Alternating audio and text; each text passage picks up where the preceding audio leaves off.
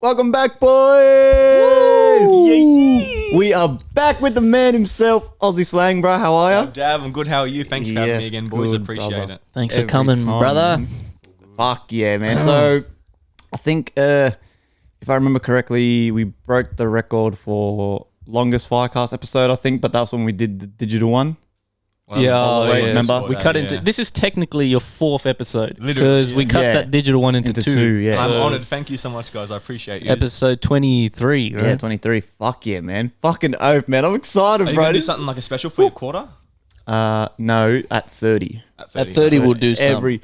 Every 10 eps, we've decided we'll do something different. We Maybe did Star Wars, we did Christmas. Now And when now- we hit 30, we'll see. maybe we can do the food one. Oh, that's a good idea. Yeah, we'll do But that. yeah, I don't know who the fuck will get on for that. But yeah, you're our most yeah. our most common The reigning, guest. the reigning Thank you, champ, thank bro. you. The So- reigning champion. thank you. Let's sign this. Yeah, bro. Let's start it, huh? right, This yeah. is show the camera. Let's get it cracking. If you all remember, we get a signature from everyone who's come on. Obviously, during COVID, we couldn't get Aussie's signature on here. So you've got one chance to give me your celebrity. Your best celebrity signature, whatever you want. Aussie Slangg, right? No, I'll just do my old one. Do whatever you Really want. trash though. Oh, That's yeah. all it is. Yeah. All right, Get that on there, boys. Thank you, guys. Beautiful. it's looking good. I love that. All right. So, for those of you who don't remember, Aussie is a psychologist who also streams. I guess you could call it part-time streaming. Yeah, Like, more you of a know, hobby. hobby, but it's a hobby that is getting a bit of traction. Like you know, you've got a little army of little army of weebs going, and Your it's Discord's popping off, man. Discord's popping. That's, you It's know. a good group of dudes. How is that? Because the last time we spoke, when you did the episode in person, you weren't streaming as much because you were just sort of back into your studies. Yeah. But now I feel like that. Your studies are almost over, and you're basically done. I'm finished. they're done. So you're working now. I feel like you got a lot more time to stream. So how is that going for you? Do you still sort of see it as a hobby? Because I think you could go a bit further with it. But how are you feeling now about all of it? I feel like I've definitely assigned more time to it for the sole fact that I'm only working like casually still, which is I'm doing part-time hours basically, and I do have the time to do it. And I've been playing more like of the games I play, even like deeper, even more grinding out, literally just farming, doing stuff. Summoning. I've been a luck sack lately too. Like, you've Oh seen that mate, I've been seeing those on clips, these bro. games, Yeah. And I've really enjoyed it coming back to it, and I've noticed it has been going heaps higher than it was before, or the same. I think I got the same traction as what I did when I was in lockdown. To be honest with you, and yeah, it's good. But it's in terms of like it becoming a full-time thing. If it ever did pop off, like to the point where I could literally not work and still live relatively fine, I would 100% do it.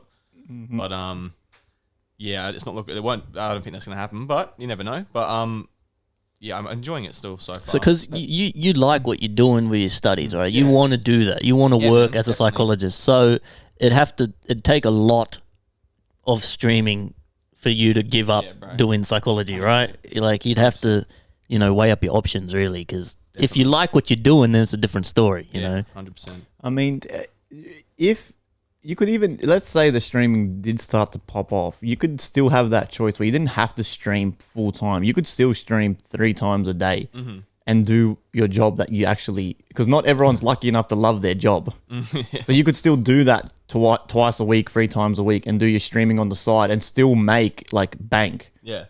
Like what's a big time streamer making a day? Probably over $1,000, right? Just in donations. Yeah. Well, Yeah. it depends. Like, you know what I mean? So let's just see if you can even average $600 a day somehow. That's fucking, and do that a couple It's a days a week. shitload. That's a lot of money. Yeah, That's a lot of money, fucking bro. like that's, you know what I mean? That's an idea there anyway. But so what about your work? How's that going? So psychology, how's that? How are you finding working now and the studies finally being done? Well, I really appreciate the opportunity I was given to work at the rehab I was working at. Unfortunately, I'm not counselling anymore. I have a bit of a break because my contract was up with the rehab I was working at, and that opened my eyes, man, to so much stuff. I really was grateful for the experience primarily because I was afraid, man. Working AOD is fucking difficult. Like you're dealing with more than like one thing. You're doing family therapy. You're doing couples counseling. You're doing addiction counseling. You're doing PTSD counseling. I had a client who was talking to me about how he used to run for like a big gang. Obviously, I'm not going to disclose anything about his personal life, but whatever.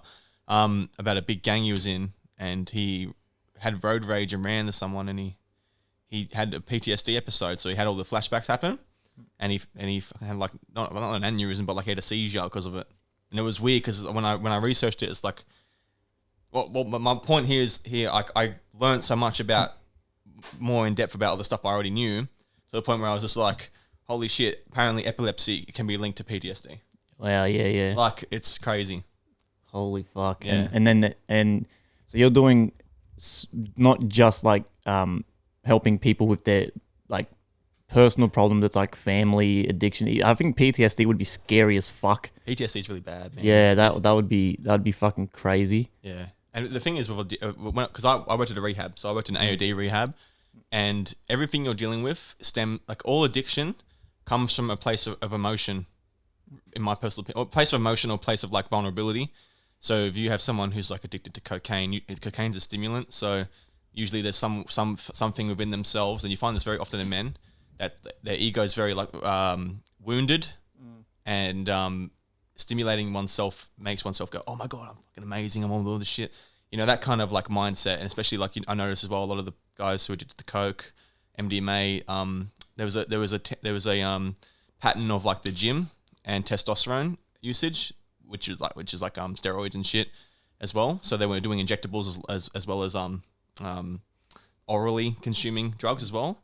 And that's when I found out that if you do too much drugs, you can unfortunately fuck your brain to the point where it's like your brain doesn't no longer produce dopamine, serotonin, testosterone naturally. So you have to have hormone treatment, and hormone treatment looks like these big fuck off needles they put into your temples to manually inject the hormone that your brain can only produce for a X amount of time. So like say I had a client who had to get it once a month, and he had 1 month's worth of testosterone pumped into his brain.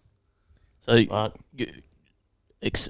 excessive use of those drugs can make it to the point where your brain can no longer naturally produce these chemicals that it needs. Yep. So for the rest of your life, can you get that back or what? Like the rest of your life, It takes like years, doesn't it? It can take a very long time. Depends on like, again, the severity and drug dependence, the drug, your body. With steroids usage, because this is primarily for steroids, actually, I got to be honest with you, cocaine, MDMA, other stuff like that wasn't really, for severe like neurotransmission abusage, which is like drugs that affect dopamine and serotonin levels, you have to physically like abuse that for a yearly rate constantly. It looks like about 25 years plus, with very minimal days off and very bad withdrawals, like stuff like that. With testosterone, because it's a hormone, it's more common to like, if you pump testosterone for like X amount, let's say that I'll go 5 to 10 years actually, because I think that's very relevant, especially as you get older. Like say for example, I'm 23. If I start doing it now for 10 years, I am more likely to have that issue because my body's not as young, my immune system's not as good. Or it will affect my immune system, sorry, but my brain is at that point where like I'm getting into my mid years. You know, I'm still young, but if I do this abuse for X amount of years, say 10 years, up to 33, we're looking at some, you know, changing stuff, because your brain is energy, your body's energy, and your brain goes, all right, I'm getting testosterone from outside the body. I'm going to put the energy somewhere else. Your dad doesn't. Yeah, I've heard that. It's a so computer. that's steroids you're talking about, right? So steroids is more likely to. The hormone treatment I've been talking about, I've got to be honest and like truthful here, because I may have just screwed myself over like 10 minutes ago. It's very. I found it was very prevalent with people who were going to the gym and abusing steroids. Right. Yeah. Wow. And that's those are the things you're dealing with on a daily basis at work. That is fucking insane. So not a lot of people could do that, man. Try so that's family therapy, man. Jesus. That's wow. That is fucking crazy. But then it all comes down to you trying to help people. Mm-hmm. So you take an enjoyment in helping people. 100%, man. I believe in I believe that everything comes from love, even like hate and stuff, because love is like a pure emotional response to basically everything you can have, but every negative response you have comes from love, but it's been twisted due to how you physically absorb it into your mind. Because I think is in psych you learn that it's body, mind, and spirit. So there's a triangle, it's a triune. So for me, how I take it is your body is like, you know, you move stuff, whatever, like physicality, sorry.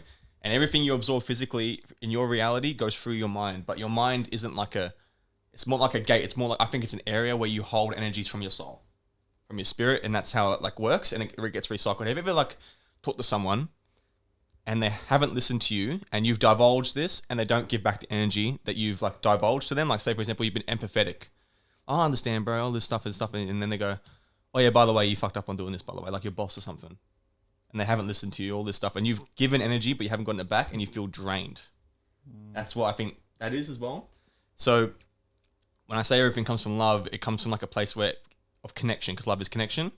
But if you like tangibly like fuck that up, like if you are traumatized, stuff happens in your life, like that changes the energies, and then you turn into hate, you turn into anger, because anger is an umbrella emotion. So anger hides sadness, despair, and if you're dealing with those, they can be like really corrupting and rotting to the soul. Sorry, I'm not speaking. No, you're right. But yeah, it's a lot of stuff, and I've noticed in family therapy that's very present. Wow. Yeah, I could imagine that too. So but the family stuff, was it like a lot of literal families as groups having problems, or was it always one solo person coming to you and going issues with their families? All right. Like, have you dealt with a fucking massive all-out group rager where they're fucking... So what I've experienced is a lot of people who suffer from addiction. I've noticed it's not common, but it's more like I've noticed there's a few narcissists there, right? And you both know what a narcissist is, yeah? Yeah. Okay, all right. Narcissism is like universal. I think everyone has a narcissistic tendency because it's tied to self-preservation. Because if you're not narcissistic enough to preserve oneself, then, you know, a lot of people, they kill themselves because of that, right? Because they don't think they're worthy. But that's a whole other issue. But in families, right, so if you have a very narcissistic human being who's amongst the family system, you'll notice, and this is why I noticed, they will scapegoat other family members. Oh, it's his fault. Yeah. Pass the blame. Yeah. Pass the blame. It's not them, because their reality is the tyrant reality that rules over that family. And you'll see these other people, they're just like, I've had enough, I can't do it. And so what I've seen in clients is that they would talk about how my mom's not doing this, my dad's not doing that, blah, blah, blah, blah.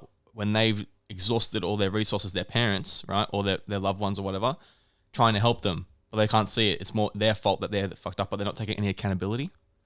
So I found that very difficult. The other thing I found very difficult was when kids were involved. Yeah. I'm not going to go into too much detail about that. But it's when you're interacting with someone, it's always a one-on-one session. I did the one-on-ones primarily. I did Zoom. I never had like a physical family in front of me. Right. I only had Zoom because that's what we could do when I was working. It was in like the lockdown stuff. No one could come into the rehab because of COVID and all that stuff. And then so I only did it for Zoom, and Zoom's very limiting. I don't believe Zoom is very useful. No. Yeah, I don't think that for the touch. So you even do therapy sessions through Zoom? You do? Yeah. Wow. Yep. Yeah, well, because of COVID, eh? Like, fucking... What, and they pay full price for that? Yeah. That's fucking crazy. Well, how it worked where I was working was like, it's all covered by however they've come in. Like if they're, say for example, like you got person, cause my client's physically with me, but their family's not. Yeah. You know? Or their partner isn't.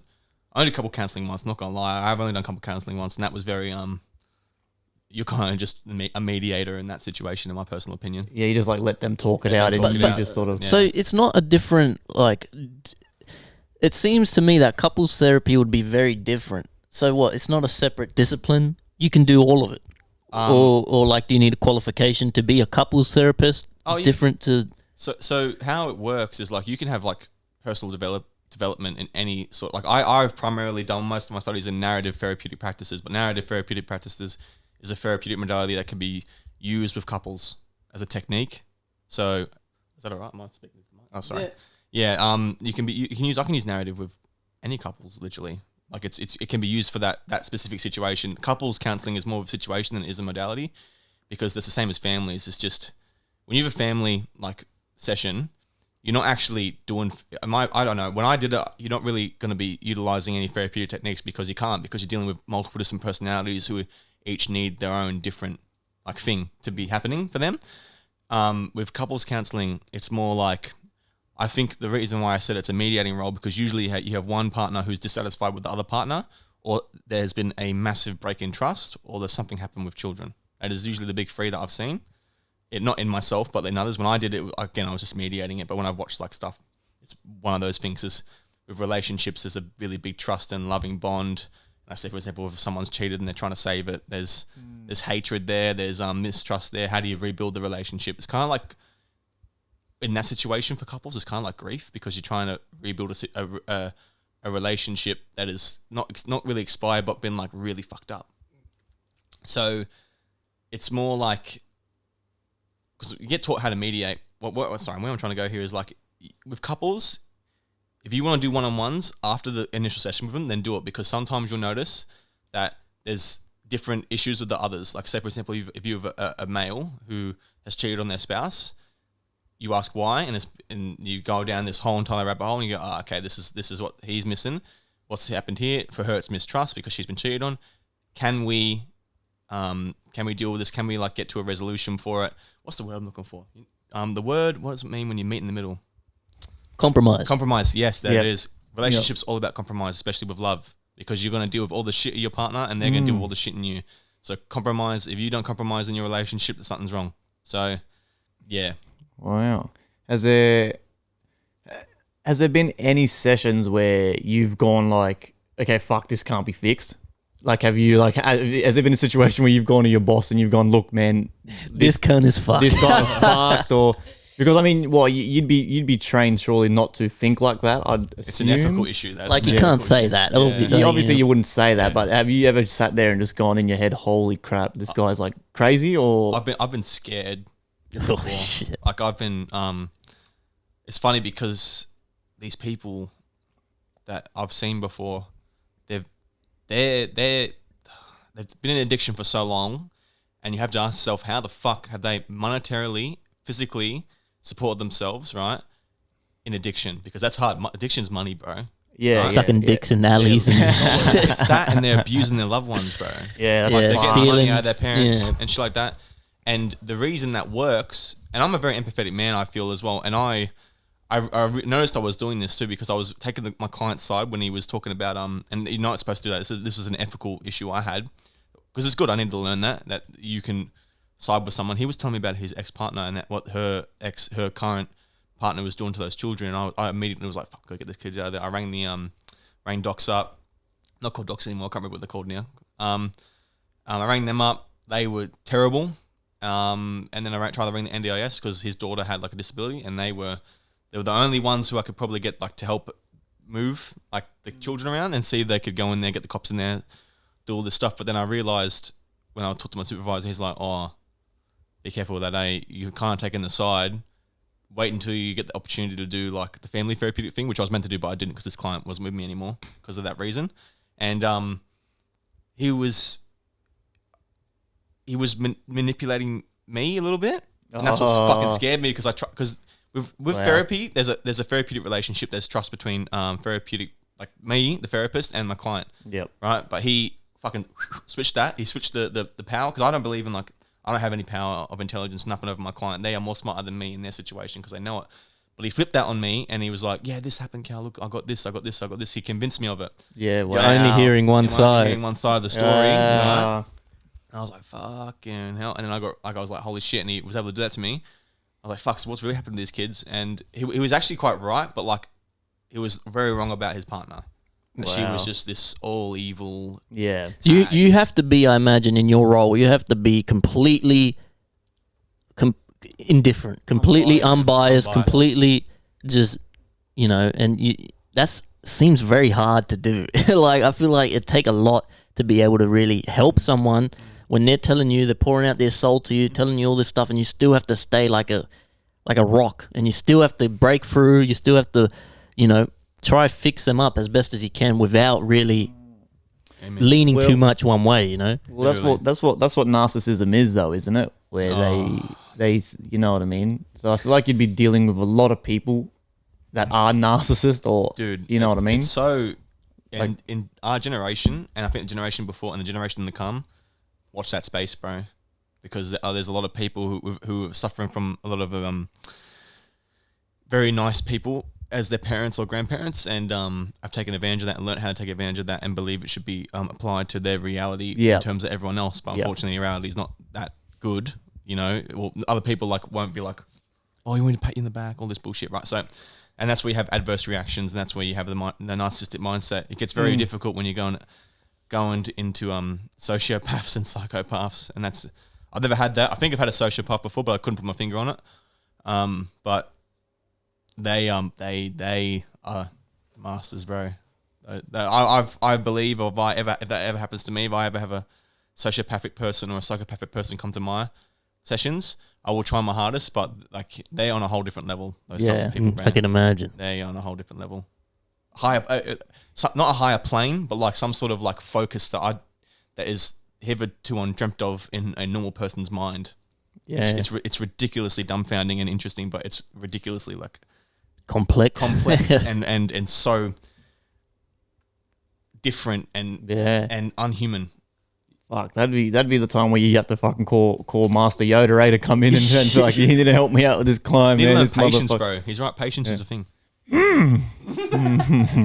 Yeah, dude, that is fucking insane. But generally, though, you enjoy trying to. I feel like you enjoy trying to help people and understand the human brain a little bit. So, okay, so do you think? I mean, that then could lead to why you enjoyed the streaming as well so much, because you're connecting with people. Yeah. With you know what I mean? And I think we talked a little bit about this when we were like online together, probably, where a lot of people who join the streams and stuff are usually probably like outcasts from their school, the nerds, the people who kind of are having family issues. So they look for a community to sort of feel safe to fit in. So I feel like that's a lot of brethren. Yeah. So I feel like a lot of viewers and stuff that's why they flock to streamers and stuff too. Yeah. That's another thing that I didn't mention, DZ, when me and you were talking. Remember the other day we were talking, we're like, fuck, how weird actually streaming is, how there's people out there who like won't watch TV and stuff, but they'll just look on Twitch for new streamers. Like that's what I'm saying. They're looking for cool. They're looking for home. They're looking for a community where they can go, okay, fuck, like I feel where I fit in here. So fuck yeah, man. So that is fucking crazy. So shout out the Aussie space, bro. You fucking cunts, man. You little weeboos. I know a lot of you will be listening to this shit, man. Yeah. Good guys. Good. Yeah, that's it's fucking been great, man. It's been cool too because every time I stream, if we're both live, at least someone from your community will come across to mine, and it's fucking it's a good feeling, bro. Like, okay, yeah, these cunts are fucking sick cunts, man. Yeah, they are, bro. I always talk about you, man. You're like, I was like, Iggy's my IRL friend, but he also streams, and I'm like, you know what?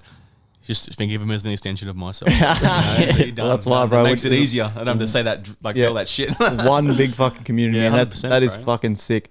So, what is your plan of action? Do you sort of see yourself going in the same direction, just taking work whenever you can, and still doing the streams when you have the time off? Do you see yourself wanting to stream more? Do you want to work more? Where's your headspace at the moment? Because you haven't streamed this week, I'm going to stream on Thursday. I had to have a break on Monday, and today I'm here. Yeah. Tomorrow I'm working all day. Yeah. And Thursday's the only day I got off. Yeah. Okay. So what's your plan of action? What do you see? Are you enjoying the sort of space that you're in at the moment? Or I love it. I love not having like any extreme like responsibilities yet in my therapist role, because when you're like that, you're constantly like, my mental space was very very taxed when I was working in rehab, because your clients take up a certain. It's hard to switch it off, is what I'm trying to say. And I can imagine. It's very difficult. But I want to do counselling. I want to humble myself as well. I feel like as recently I've been quite impatient and quite like, just negative, to be honest with you. So I feel as if I go back and do what I like to do, help people and be amongst love. I like to be like, I wouldn't mind working for the Christian church again too, because I find that was very, very positive and a very good experience. But yeah, really? I want to go back into that role. With streaming, I will still do it. I will try my hardest to do it. I'm probably looking like it was a weekend thing now. Oh, really? Yeah, I think there might be a weekend thing now because it's quite. It is mentally draining. Yeah, well, let's talk about that if you don't mind. You're telling me on Monday that you needed a break. What is that? Just because, like you said, sometimes it does feel like it just becomes. You know, when sometimes I've been there where you wake up and you just go, "Fuck, I cannot be fucked to stream." But in the back of your mind, you still like, and I've done it when I've woken up and gone, I don't want to stream, but I still turn the stream on because you know in the back of your mind you're like, fuck, you know, it's content. I could get a follower today. Like, yeah, literally, that's what you know what I mean. They're one of the worst days. That's another thing too that I want to teach myself now that I start doing the streaming a bit more. Is that even if I've got the schedule for the week planned, if I wake up a morning and I'm not feeling to do it, don't do it. Yeah, 'Cause you don't want to give out that fake. Fucking, you know, that fake energy to your viewers, bro. But yeah, if you don't mind, you would feeling just a little bit taxed. You just needed to take a step back a little bit. Is that just from always having the camera on, or was that mixing up with work as well? That was Big W, bro. Yeah, that was. I've dealt yeah, because I'm still like I'm kind of like, bro. I'm a therapist on both sides in that fucking story. I honestly believe that. Like with my co-workers, you know, and then with like customers. Talking to me about why they want to buy clothes and stuff. I'm like, okay, and you just divulge. And you're just like, okay. You have a seat. Have a seat. Have a seat. Free Everyone's always talking about themselves and never asking the bloke they're talking to how they're doing. 100%. Yeah. And it's really nice when some people do that. But for me, when I was working on the weekend, it was just like a whole bunch of other shit happened. It was more work related and personal. You just needed a rest, man. Yeah. Rest your old bones, man. And the fakeness too. Like, I'm happy you said that because I thought it was just me thinking like that at one point too. Because I've done that before where I've been like, oh, I'll just stream and see how it goes. I've just been miserable. I'm just sitting there going, fuck, I really just wish I could watch fucking Demon Slayer right now. I'm not gonna lie. Because you get asked a lot and you're talking about a lot. And it's funny because like I'll go in that headspace sometimes when I'm like just feeling drained. And then I get picked back up, which is why I like Twitch, because it's an exchange. Yeah, that is true. If not physically, virtually, that's fine. I will accept that, and I believe it exists because it's happened. Like Odyssey's come in and been like, "Yo, what's up, my guy?" You just made my day being the first person here, bro. Yeah. Again, shout out to Odyssey. Odyssey, man. That's it, bro. Gojo in disguise. Yeah, that sexy man, bro. Man. Sick cunt, man. Fucking sick cunt. Go to your local high school and get that teacher's number. You fucking sick motherfucker. I love you, bro. So yeah, that is also true though. You cannot feel the best, but the community can also make you feel better. 100%, man. So I love it. That is one of the fucking positive sides to it. It's why, you know, even just then I talked about Valentine's Day just then. That was I said because I wasn't going to do it, and Valentine's Day for us was yesterday. Yeah. For America, it's today, right? Yep. So I went, you know what, fuck it, I'm going to do it again because I didn't do it yesterday, and I was like, because fucking spread the love, man. That's what I'm saying. Everything comes from love, and if you can just tell one person, I fucking appreciate you. I appreciate your time. I love you, man. Yeah, 100%, bro. I love my community, you know, and I appreciate. It's not exactly like I always try to say this. Like I don't like make thing about me, but like the community that I've made is not my community. It's our community. Hell yeah. Right? It's a community for people who just want to sit there and be like, let's talk about all these games, talk about all this anime, let's fucking talk about your favorite wife. I don't give a fuck, husbando, bro. I know it's swing that way, but let's fucking go, bro. I'll happily say, yo, if you like, fucking let's talk, have a conversation. But you know, like, it's be yourself, man, and that's all you can bring to the table, and I very much appreciated it. You know.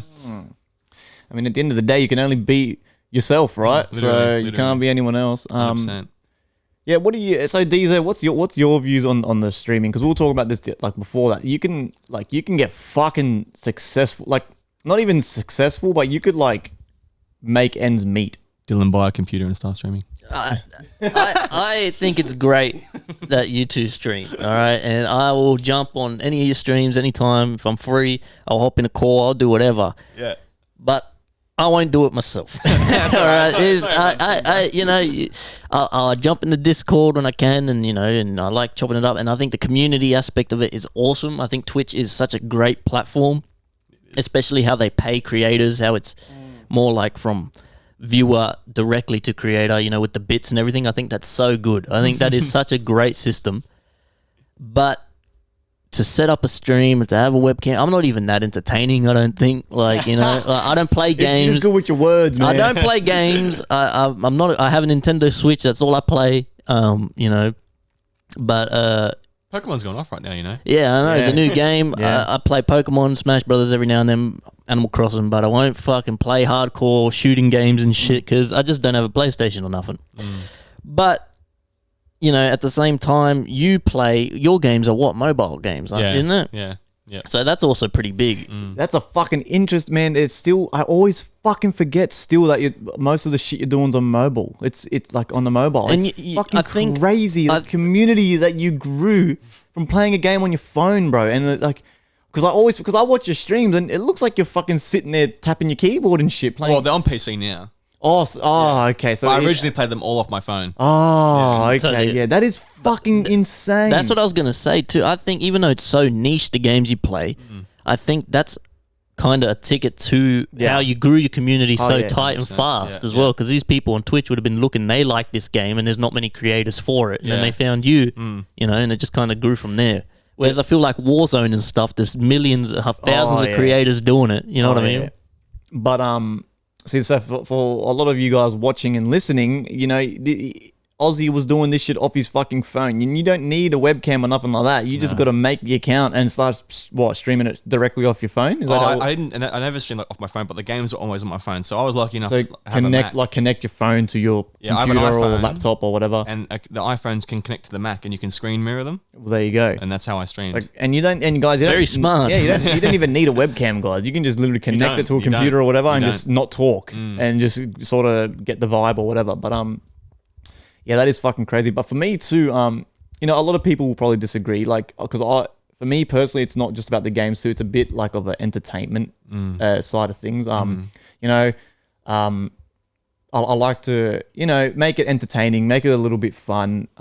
Because like I said, there's a lot of people who are just camera on, sitting there going. And people watch it.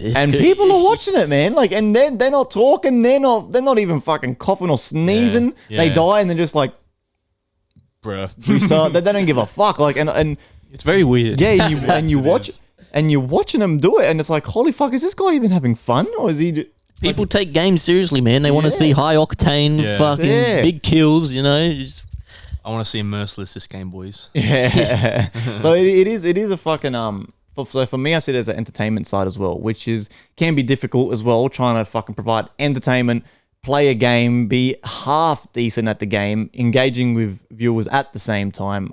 It is a bit of a multitasking. I think you do that successfully, but don't get me wrong. I think I have fun doing it. That's my main thing. Like, I think if I was sort of just sitting there playing, sort of like glancing at my chat every now and then, I'd kind of be like, okay, I think maybe this isn't for me. That's just my opinion, though. There's probably people out there that will probably say, nah, it's all just about the game. I think you're both. I think you're both very good at it. I think we've both, honestly, not being biased as always, but I think we're both really hitting the nail on the head. What I want to see more of from both of you is, because what I always did, I'm not big on the streams and stuff, but the stuff I do enjoy watching is like the funny.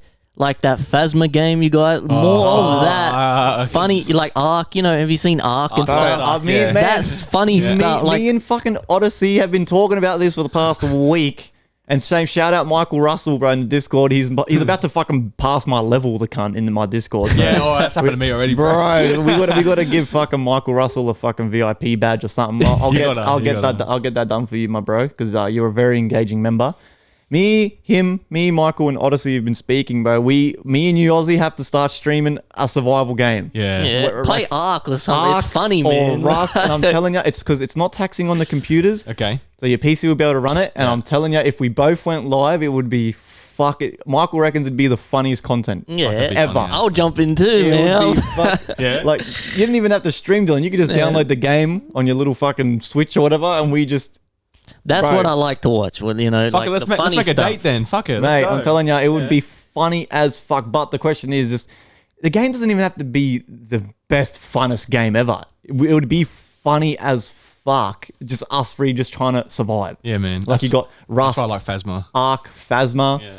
And we were getting pretty good at Phasma. Fuck, man. Me and this guy were fucking hunting ghosts the other day. Yeah. We played for like a couple hours. We're in there, bro, like full looking for clues and shit. Like, and I get scared, bro. Like, I'm fucking thinking, holy fuck, like I'm looking for a ghost and shit. Like, this it gets fucking intense, bro. So I'm telling you, that shit would. You fans want to see it, eh?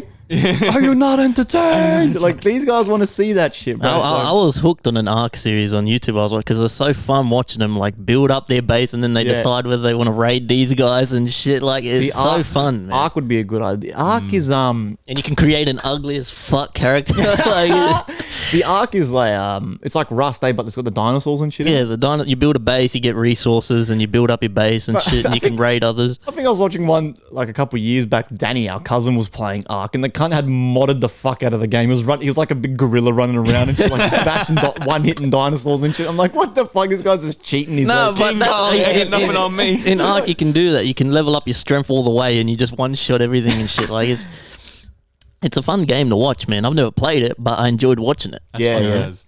Well, that's another thing too. Like a lot of people like to. Like, that's what another thing my missus always says to me. She's like, I don't fucking get it. You play the game and then you sit down and watch someone else play the game. And then, like, I got a mate from work, man. Or I used to work with him, not anymore. He said the same thing. He goes, man, it's funny because I've only got one game, which is Warzone, and I don't even play it anymore. But I go home and I'll watch Doc play Escape from Tarkov. I'll watch him play Warzone, Apex. And my wife sits there and goes, why the fuck are you watching someone else play the game when you could just play the game? And he goes, because it's entertaining. They don't get it, eh? Like, they're just, Whammon, keep your mouth shut when it comes to the game, all right? Please. You guys don't know nothing about games. Bro. Well, while we're still on the topic of the gaming shit, right? Let me, I've got a question here. As always, shout out little Erin. She's come in with a question. It involved Twitch, I'm pretty sure. So that's why I wanted to ask it while we're on the topic. She says, so I said, talking to a Twitch streamer, if any gamer's got gamer questions, he's also a psychologist if anyone's got mental health questions. Erin says, how the fuck do I make a good Twitch name? So let me just paint a picture, right? So Erin, you need to wake up to yourself, right? She's been struggling for a name for ages because she wants to stream. And I told her, I'll fucking help you. I helped her set up her Streamlabs, everything. But Tell her to send me a link and I'll put it on my self promo. Yeah. But she can't come up with a name. And I said, bro, just be Erin if you have to. Like, if you like, look at FaZe Kaylee. Her name's just Kaylee, and she's the biggest female streamer ever. Like, obviously, you wouldn't get to that status straight away. But because you were telling me too a bit of advice, Ozzy. Remember when I first finally got affiliate? Yeah. And I was like, fuck. And I was waiting for my Twitch emotes to come back from Fiverr. And then you were like, no, don't wait. Just start. Mm-hmm. Don't worry about the emotes. Bro. So don't wait. So like, I said, you could even start streaming just as Erin and then change it fucking later. You can change your name. You just change it when you get a bit of traction. So what do you reckon? What's your name's pretty interesting too. So how do you like... Bro, my name has changed like over the years. I like sticking to one kind of name, and I like Aussie Slangg, right? Because I thought to myself, there's a little bit like of humor behind that. And plus, with the way I speak, it suits you. Like I didn't even call you by your real name. I call you Aussie. Like I literally call you Aussie. Yo, Aussie, man. What's the American accent when they say it, bro? The accent. Aussie. When we're playing fucking Phasma with fucking Brain and Cog. It brings a big smile to my face, bro. I sit there and just go Aussie. Aussie. See, again, hit the nail on the head with that one, bro. Because it's Australian. It suits us, and you're not really doing anything different. You're just being yourself, but it's funny to other people. But yeah, what's your advice to help her come up with a name? Do you think maybe go down the track of maybe just start, and you never know, she could get a small community of people, and they might give her a nickname. Yeah, it depends what game she wants to play too. Or things you like, you know. Who's your favorite anime charter? Literally, you could be just throw your name in front of their name. She could just be Gojo Simp 101, right? And then Odyssey will slide into her DMs. Anyways, Odyssey will be the first follow up. Ding ding ding ding. No, she plays. What is that? A waifu or something? Fucking. No, Gojo's like the hottest anime character ever. So he plays the teach. He's like the teacher of the main character in Jujutsu Kaisen. And he's arguably the most strongest anime character ever created. Yeah, literally. So his power is you can't touch him. Yeah. It's what? So I've been getting into anime lately. I wanted to talk about that with you. Okay, we'll talk about it in a bit. We'll talk about it in a bit. Yeah. Anyway, you got to punch him, and then your fist stops like a milli before his face. Yeah. and it's explained in physics too. Anyway, before But how do you? What's your advice to her? My advice is, depending on what game you want to play. She plays shooters. So Valorant, a lot of Valorant at the moment. That's fine. So you can make a name depending on the game. Or Yeah, but personal see- preference, right? That you could if you change games though. Like you don't want to be like I wouldn't be. yeah, I that's would if you never wanna be exclusive, I would never yeah. be fucking. Yeah, true. Ig Warzone because Yeah. I play Apex. Me and you play Phasma survival games. But you can like- change that. Maybe like Ig Warrior. That's fine. That Yeah, covers okay, the whole yeah. basis. You know, Yeah. it depends. Like you just gotta like twist and turn it. But like it's like a Rubik's cube. You don't really know until you fix it. You know, I think very much take into account a name that you'd like to be hearing for a long time that will stick. If you make community, you can't really change it, right? Because if you change it, then you're gonna like probably mind fuck a few people, right? It's just because like, who the fuck is FaZe Ilya? Like, who the fuck's that? Yeah, when they were yeah. like Aaron before. Yeah. You can make something like about a favorite show or whatever, right? Just as long as it's something meaningful to you, and people will be like, "Yo, what's up?" Like, name's Aaron. What's it? Something like Aaron the Fabulous, right? Let's say example that it's like that. Yo, Aaron the Fab, what's up? Like, it just be something like play with, a playable name. So, or something if you play shooter games, something on like with to do Full Metal Aaron or or that's cool. That can if you Full like Metal Aaron. That or sounds quick cool. scope, That shit can like go. If you said Full Metal Aaron, right? That can go like that. You can associate that with anime. That's Full Metal Alchemist. Yep. So it doesn't really matter. Something that's meaningful to you, something that you'd like to hear people say to you, especially. That's what I noticed. Yo, Aussie in American accent, just bro, that's fantastic. Anyways, don't overthink it. don't overthink it. Exactly. Something that you like, someone other than your name, like if they come up to you and say, "Hey, how you going?" La di da di da, and you just go, "Oh shit, that's me," But Yeah. associated with like that kind of like different persona of yourself in the virtual like Twitch sphere, if that makes sense. Something you want to hear, Yeah. that resonates. Well, yeah, that was the only game. I just thought I'd ask that one before in case we get off topic and then come back to it. But I mean, you could just start doing it, and then it will come, bro. The name will come. Easy as Yeah, that's actually nice. That's a good one, eh? just anything. Yeah, man. 100%. EZ. Oh no, it's like DZ. I was gonna say EZ. Aaron.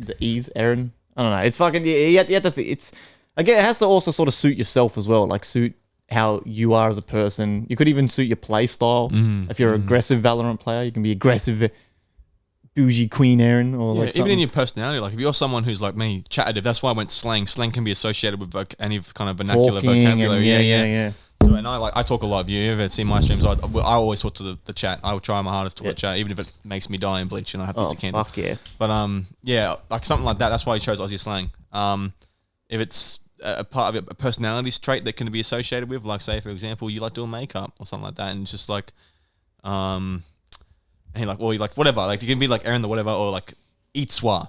Yeah. Something like that. It's up to you. It's a uniqueness to yourself that you can make up. It's all you. Do you? Don't overthink it. Like Dylan Yeah, said. just don't overthink Yeah. it. It's something simple. Yep, Get the 100%. ball rolling. Get the ball rolling. Exactly. Beautiful. Before we continue the polls, I just have one question I want to ask Aussie. Now, you don't have to answer it straight away. You can think about it. Because I've been thinking about this I was thinking about this actually, or like as soon as we planned the podcast. Yeah. Don't have to answer it straight away. Just sit with it. Let it dwindle in your brain. Would you like to be my first official TJM Records signing? Now, the interesting part about it is, obviously, you're not a musician. Yeah. So it will be solely just you doing your stream thing, chilling. And it's not going to be like a fucking proper contract. It's just literally just a verbal fucking Agreement. welcome to the fucking fam. Even though we're already basically doing it together 100%, anyway. bro. Yeah. But I thought it'd be fun because we're a record label, but it's not just music. Yeah. It's entertainment. You got entertainment, you got the streams, you've got the fucking Just the friends. we're just a big group. Because we can make a team on Twitch with that. You know what I mean? Like I think it'd be cool. I think the fans would love it. The communities would love it. 100%. But I was just thinking about because there's a couple of people I've been trying to scout. And for anyone out there too, this isn't like a fucking, you know what I mean, like Atlantic Records where like they fucking take all your money and give you back 10% and shit like that. It's just everyone does their own thing, but we're just a fucking team. We're just a little unit and we just do shit together. Because officially, on the roster, it's myself, DZ, Moby, by Stephen Holloway. At the moment, we're 5. Let's make it 6, bro. Yeah. Let's everybody. It's 6 now, boys. It's 6. Welcome Aussie Slangg to the record label, man. Let's go. Fuck yeah, boys. Shit. Beautiful. Hectic. Cheers. That's why I wanted to give you a beer. I was like, shit, fuck. maybe I should get a beer. fuck. That's all good. It's all good. I'll fucking drink my imaginary beer. It's all good. Thank you very much, mate. Holy shit! Thank you yes. for inviting me, though. I really appreciate it, man. Of course, Fucking man. oath. We should make because doesn't like the other boys have Twitch accounts too?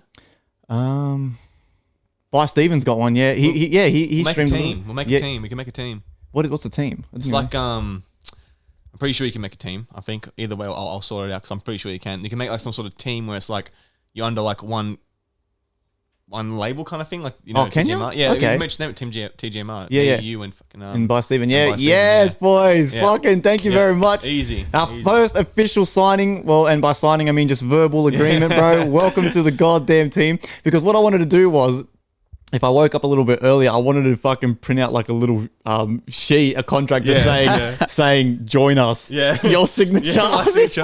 like, but I fucking didn't work. Yeah, I We'll didn't do it work later, out. fuck it, Yeah, let's go. fucking oath, bro. Oh fuck Hectic, yeah, that's fine. Fucking oath. So now TJMR, we are officially 6. Yeah. I'll make a cool little video. I think because I was thinking about it, I was like, fuck, that'd be actually so cool. It'd be so different too. Like, it's just a big.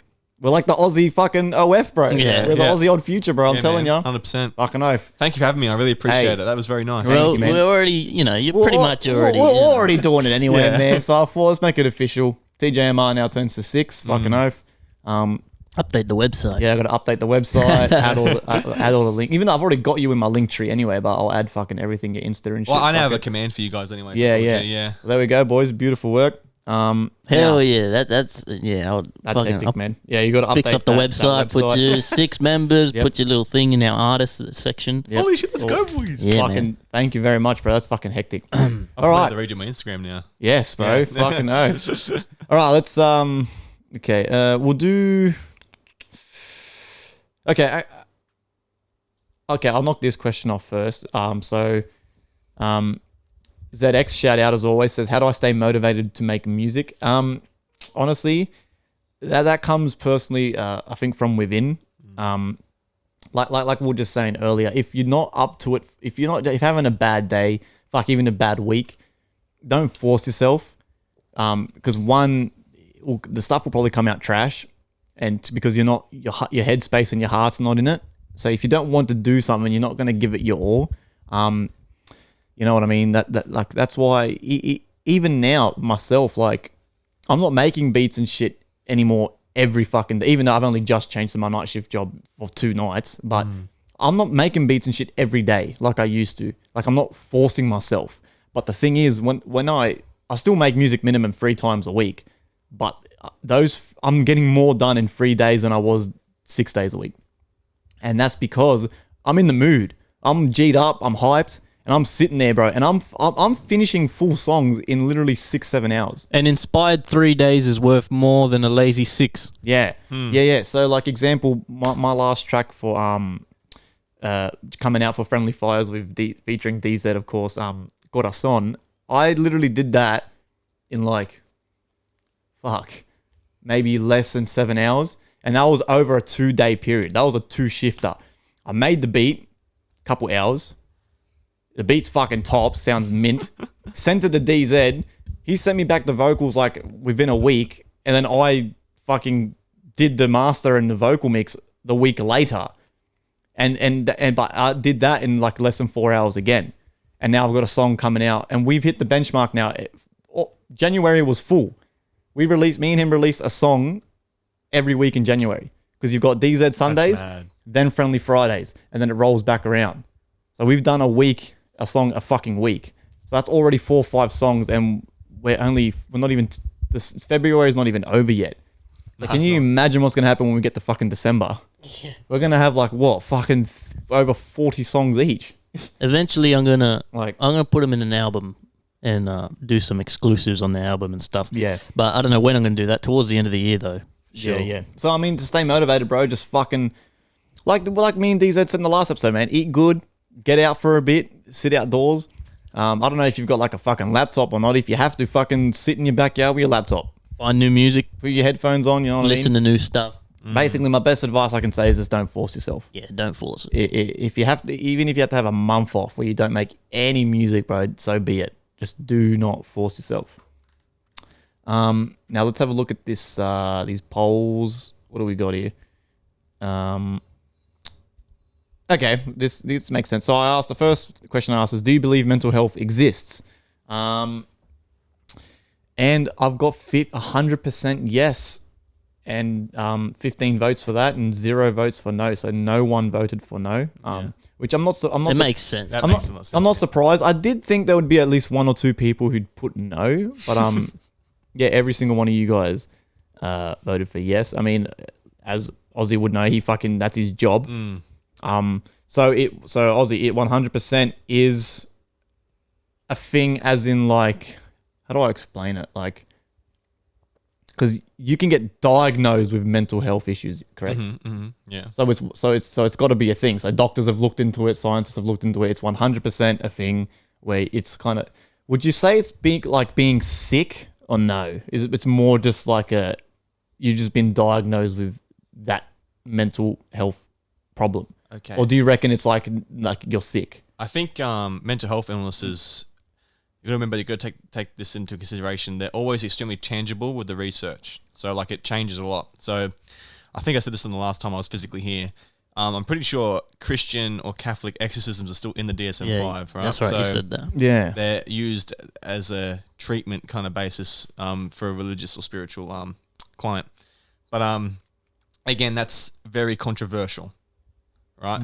Can an exorcism, calling the demons in your mind or the demon that's possessed you, cure you of your mental illness? If anything, from what I've seen and what I've researched and what I've been told, because I've worked in the Christian rehab, by the way, very much post-traumatic stress disorder can come with those kinds of situations. Again, let's go on the religion route. I'm not going to go there straight away. With mental illness in general terms, I do believe when you look for the DSM, it is very the diagnostics manual is very like, if you meet this criteria, then you're one step more closer to having a anxiety or depression kind of diagnoses, right? A lot of people, and this is where like your personal beliefs come in. For me, I believe labeling is only useful for people who want to be diagnosed with something and they need to know what the actual shit is happening if they're uneducated, right? But if you came to me and said to me, I suffer from anxiety.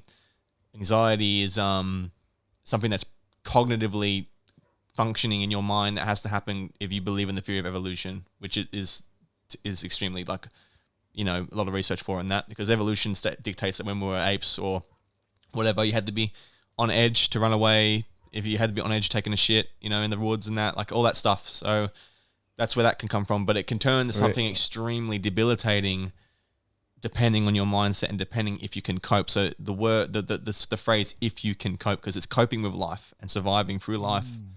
That is the main thing. And mental illness kind of is the shadow of that, because if you can't cope well, you don't have a support system, you don't have a tribe, you don't have a family, or all this other shit, then you're going to be in the crux of anxiety and it grips you and you cannot be yourself to your full capacity. That's where mental illness comes. That's where the term mental illness comes in. So if I have a client who's literally always anxious, literally can't leave their room, and that leads to depression, because anxiety usually does lead to depression, because when you're anxious enough and you don't work, you don't do stuff, you don't do anything meaningful for yourself, you usually get into a depressed state when you question your worth.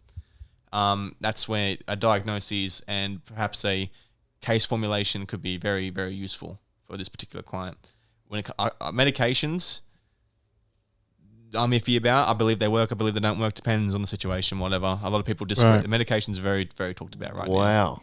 So I've actually never thought about that. So you reckon that anxiety and stuff could come down from years and years of years when, like, we were basically apes? Well, like he's right. It is necessary to survive if you think about it, You need it. in some capacity. Yeah. Wow. So like when we were monkeys, like fighting mammoths and shit, like obviously you can't just go chuck a shit in the woods wherever you want, because you might get man. eaten by a saber tooth. So you're 100%, kind of bro. like looking, and You're on then edge, you bro. hear the fucking leaves rustle, and you go, oh fuck, and then you go get fucking Chief Tuk to come have a look at it and shit. Yep. Anxiety Wow. is kind of like hypersensitivity to your surroundings. So- You're Yeah. way too scared. Hypersensitive fear.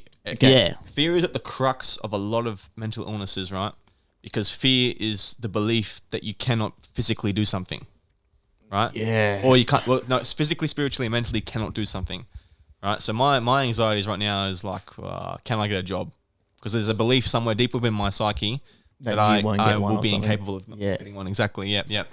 And that's what fear is. Fear is like the how do I explain this? It's like fear is a path that leads to despair if you don't deal with it. Wow, man. Oh, well, I've got a question too. This is like why, especially in this generation, like in the 2000s, like why? Okay, not why, but I've noticed that like every second person that you ask seems to say that they got anxiety or reckon they've got anxiety. What do you think on a psychological point of view? Why is that? Because like I'll admit I'm very lucky to say I don't know what it is. Like I don't know what it is. Like and people try to tell me that like it's like when you're overthinking and stuff. But like yeah, obviously everyone overthinks. Like you go, oh fuck, man, did I do this yesterday? But like You have a brain. I've never like sat there and gone like on a Tuesday arvo and gone and start freaking out like fuck, oh my god, did I like fucking leave the oven on at home? Like Yeah. so I've been very fortunate, or whatever, call it whatever, fortunate, lucky. But I feel like every second person you ask says that they've got anxiety. Why is that in a day and age where, you know, where we've basically got everything we could possibly want? How are people still not, you know, being able to sort of feel comfortable within their surroundings and themselves? Is it linked to just the overthinking of negatives, or do you think it's something deeper than that? Overstimulation, in my opinion, I think where, like you said, it's a caveman brain instinct, and humans these days aren't equipped at the rapid rate that technology is evolving, and that's why you got all these girls dancing on TikTok and shit, making it cute, making mental health like it's a cute thing, like, you know. But if essentially, I think, I don't know about your opinion, but I think if you're on TikTok or Instagram saying, oh, when my anxiety's playing up, blah, blah, blah, like, you're not, if you're posting that on Instagram, that's not really anxiety. You can't be that anxious, can you? You know what I mean? That's what I don't understand. Being brave. Yeah, that's what I don't understand. Like, why does everyone have it, or why does everyone think they have it? Is it because we're living in the time now where, because it's so normal, it's 2022, it's normal to have like something, you know, wrong about you. Nothing's normal, bro. Like, you know what I mean? Like, but that's how everyone's portraying it, especially like the younger generations on TikTok and shit. They're portraying shit that's not usually normal, or like, and they're portraying it like as it's everything's fine. Because like, they pick me, look at me, I got this, look at me, give me, look, everyone, I got I need like, attention. what the fuck is going on with all you cunts? Like, So one thing that's because this particular field that we're talking about, especially with anxiety, right? I hate that I can't look at you. yeah. Look at the mic. It's business. It's all good. It's all good. You're 100% right, Dylan. Though that is an aspect of it. It's overstimulation. I do believe social media is a very powerful tool and can be used for both positives and negatives, whether or not being outgoing or like, you know, beating your anxiety or talking about mental illness such as anxiety to an extreme or a minimum is good or bad. I'm not going to be the guy who decides that, right? But to answer your question, Iggy, like, it can come from anywhere, man. It can come from like a lot of people. I'll tell you, so my anxieties came from, it's a bit personal. Is that all right if I talk about that? Yeah, if you're comfortable. 100%, bro. A lot of it can do with your parents, right? For me, it was the absence of one parent. For other people, it could be environment. Now, you got to remember too, like, I think this is very much linked to how I believe a lot of people are becoming much more narcissistic. Because it's all ego. Now, the one thing, and I would like to link this to spirituality too, because in my opinion, the enemy's favorite sin is vanity. They want you to be vain. They want you to make it all about yourself, right? Because living in vanity is the absence of connection, and that's when you're on a sure straight path to despair. So with this, and again, to go back to the question, I didn't want to take it to that route again, but I think it is social media as an aspect of it, but as well as being told it's okay to be anxious as well, and it is fine. It's a part of it too, but everyone, I think, is being told the stats, right? Now, there's a phrase, numbers don't lie, but that depends where it comes from, right? I think now they link anxiety and depression as like an epidemic or a pandemic. Like they link it to COVID. It's fucking weird, right? I don't know why. And now that behavioral theories and modalities are becoming more widespread and more well known, a lot of people are linking all these neurological or mental illnesses to these theories. Like addiction, you go to CBT to try and deal with it, right? With anxiety, it's more like it's pre-cognitioned into our brain to be anxious due to the fact that of evolution, right? But it's been taken to such an extreme due to the fact of lack of parental stimulation. Let's say, for example, well done, son, I'm proud of you, or like, well done, darling. Because Freud's right. Every little girl needs their dad, and every little boy needs their mum, right? As well as they need, obviously, the other parent. Every girl needs their mum, or whatever. They need the parents. Your parents have to be there when you have split families. All this stuff happens. No sense of community. That's when it gets really, really interesting, and people get anxious because there's no like reinforcement of like you're good enough as well. And I think that's where it comes from too. It's that, and in the other spectrum, the other side of that, where like nothing is present for this person, people can have like overbearing, extreme presence in family support. That when they get into a situation where they don't have that, they become anxious because where's the support? Wow. So it's literally so it's a fucking, as a parent, for example, you have to give support and love, but you can't give too much. Yeah. So that's why, There's the happy medium in that. Yeah, you have to, because you can't spoil your fucking your children, or you can't get spoiled. Because don't get me wrong, I know a lot of people who have been spoiled and then they grow up and they think that their shit don't stink, and that comes from daddy and mummy. Fucking, you know what I mean? It's funny. Watch them, and when they get humbled, that's when they'll be the most anxious. Yeah. I believe the world humbles. I believe in karma. Do you remember you and I? Yeah, of course. So I believe in the karmic energies, how they work is it's negative and positive. Everything fits into the aspect of plus and minus, right? And plus being positive and minus being negative, obviously. Every action you do that's considered negative by your super ego or id will come back and bite you because it's a part of your psyche. That's why you have three. That's why you have three parts of your psyche. It's the ego, which is you, super ego, which is the good, id, which is the evil. Well, not evil, but like the negative. So you're constantly battling with these energies. Your super ego, it kind of like builds itself on the precipice of what social values you learn from your parents, from those around you. That's why we have such a good friend group, in my opinion, Dylan, because I think we're all very good people, right? And if you lean to that side and listen to yourself and you go, oh shit, maybe I shouldn't have done that. That might not have been good because my values are placed here. And you'll find there's some people who will just like, say for example, like someone who will constantly cheat on their spouse because the physical relationship is more important than the emotional relationship, right? That's more lean towards the id. The id's like the primal mind. Caveman brain. Caveman brain, yeah, exactly. And it's not evil in a sense, but it comes from a very negative space and it isn't really productive in this kind of day and age as we've evolved into, I believe we're evolving into more spiritual beings. But yeah, I think that definitely does come into it, because if you live your life spoilt, unhumbled, you will turn into a tyrant. Oh yeah, absolutely. So, yeah. Wow. Okay. So because I just wanted to fucking because. Okay, I just feel like in this day and age, like everybody's got anxiety. Yeah, but can I just say one thing though, as well? What we talked about just then is only it's like two bits of sand on a beach. I believe, especially with anxiety, it's such a complex, deep, like there's so many other scenarios. I think overstimulation, support from parents and family are a big thing, but it could also be environment. It could be anything. Barely scratching the surface. Scratching the surface of Wow, that issue.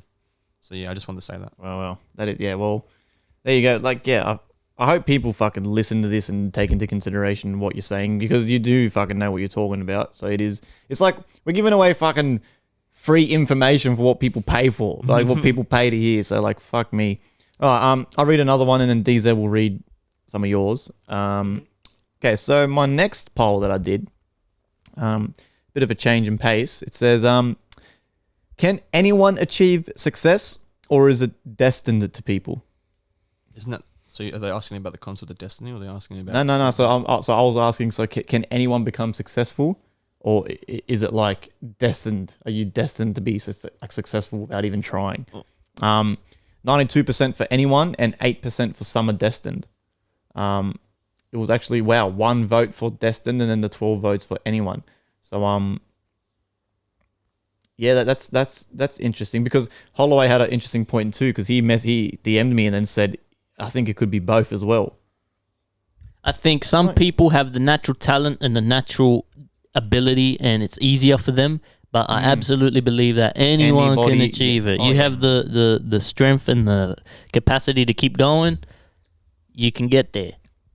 Depends on your view of success too. Success is such a tangible fucking term. Of course, changes, yeah. Man. It depends on the person. Like successfulness for some people is just fucking being paid. Having a roof I'm over your head. successful right now. 100%. But for others, it's extreme, vain. Like They need wealth more. and Yeah, ego, vanity. You know, it possessions, stems from. right? And that's what it is. Like, I feel like, again, and this is going to take us back to the point we just talked about. A lot of people have been stimulated to the point wealth is all you need. Like, Yeah. you know the Wolf of Wall Street? Yeah. Yeah.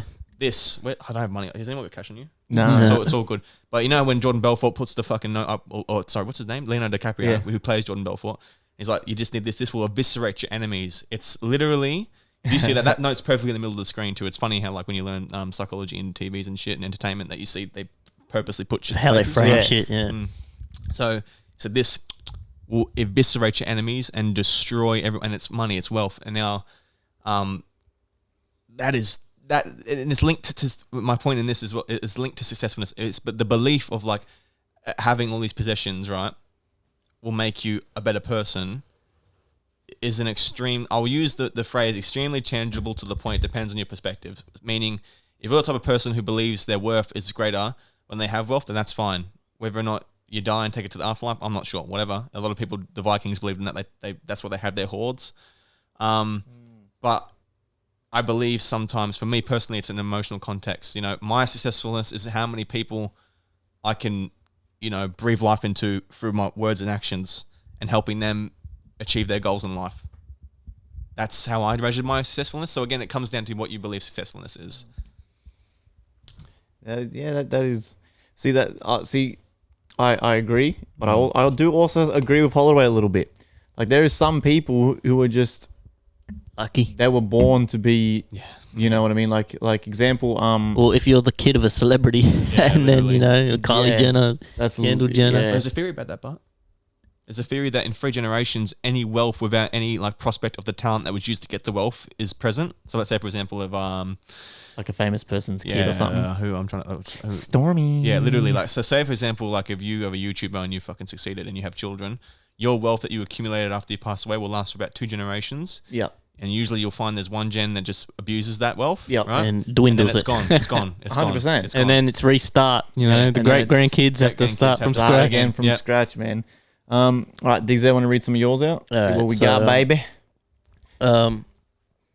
Same thing. I did some polls. I asked a couple questions, but I said, any unpopular opinions? I only got 2. Someone said, where MC Wee said, we're free range humans living in an open prison. And Wait, what? Who the fuck is MC Wee? they're just, I don't know. They're just people follow me on Instagram. But Wait. so Wait. So we're open humans. we're free range humans living in an open prison. So With cattle on a basically what he's Ooh, saying yeah, is okay, that you know it's like that thing where there's 2 types of prisons where you can see the bars in front of you, and then the kind where you don't know that you're actually in prison. You know what I mean? Yeah, I don't know if that's an unpopular opinion. I feel like a lot of people would agree with you, Yeah. man. Like, you know, life could be a lot better. You know. And then the only other one was from Zexar says cause can't happen without effect. I don't know if that's an unpopular opinion, but it's very true. You know, obviously cause and effect. You know, Yeah, That's there's- action. That's action you and know, reaction. yeah, button as well. exactly. Action, reaction. Anyway, so on to the polls. I said, do you believe in ghosts? 20 votes for yes, 6 votes for no. So that's 22%. Oh, All right, look, this one, Mum, our house was fucking haunted at Augusta Place. I'm telling you right now, she was trying to tell me that it's not. I have like 8 witnesses to ghostly events. Yeah, At that house. I mean, yeah. And this is before we were smoking weed and shit. So no, we weren't tripping. No, we weren't tripping out and nothing like that. So that's why I know that this shit.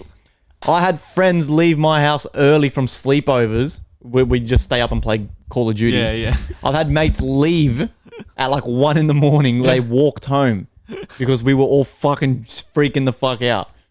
So, fuck you, Mum. All right, that place was haunted as shit. So yes, I believe in ghosts. Most people agree. So, you Ghosts know. exist. Yeah, 78%. So you believe? I have had it happen to me. Yes, So- it's happened. So, and I'm talking like, again, I go back to the basis of Christianity and Catholicism because I believe in it, right? So for me, it's 2 stories, right? The first story is a negative one. The second one is a positive one. So with ghosts, I came home from year 11 or 10 camp, right? And I was just exhausted, right? And my mum picked me up and I knew something was wrong with my mum.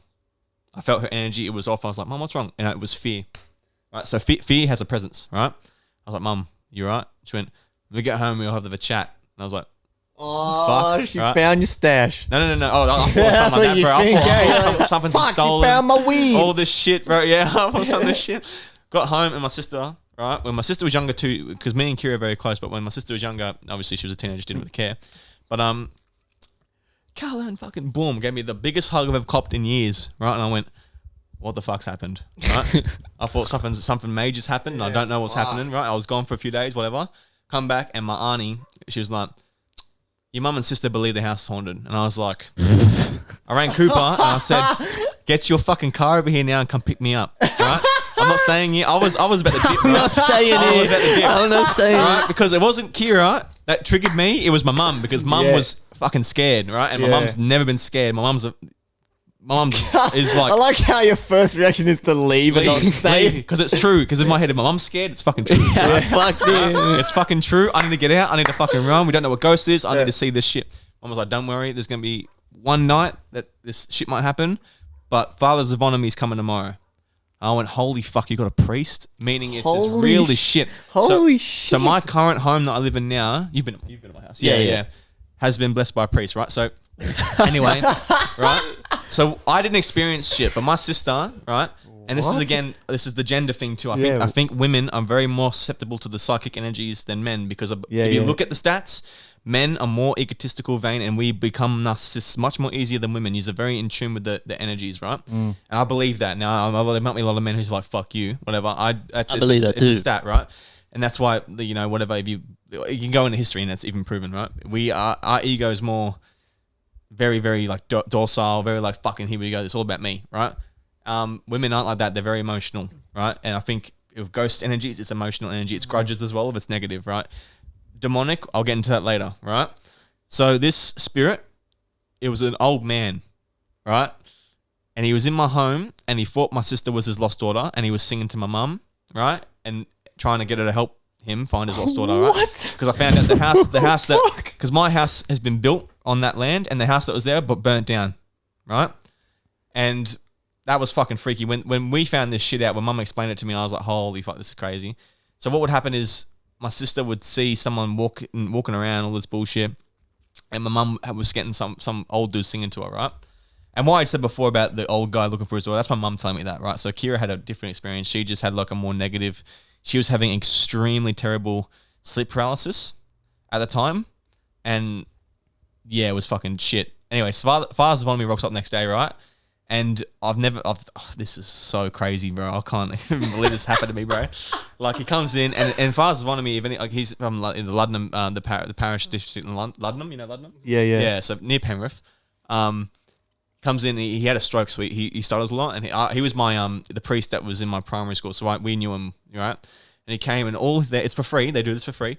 All he asked was they have dinner at your house, and we were talking. He talked about a lot of soccer and football. Anyway, that's bullshit, right? So he gets up and he's like, talking to my mum. They talk privately, so I think the reason they did that is because he knew what was going on. He could feel it, right? As if it was a negative energy or whatever. I'm not sure. I don't know what it was, but he came around, so he got a cup, a big bowl of water, and blessed it, right? And he went, oh, it's fucking weird, man. I go, He starts drinking the water. no. He was blessing it. He blessed it, and he started speaking like I think he started speaking Latin.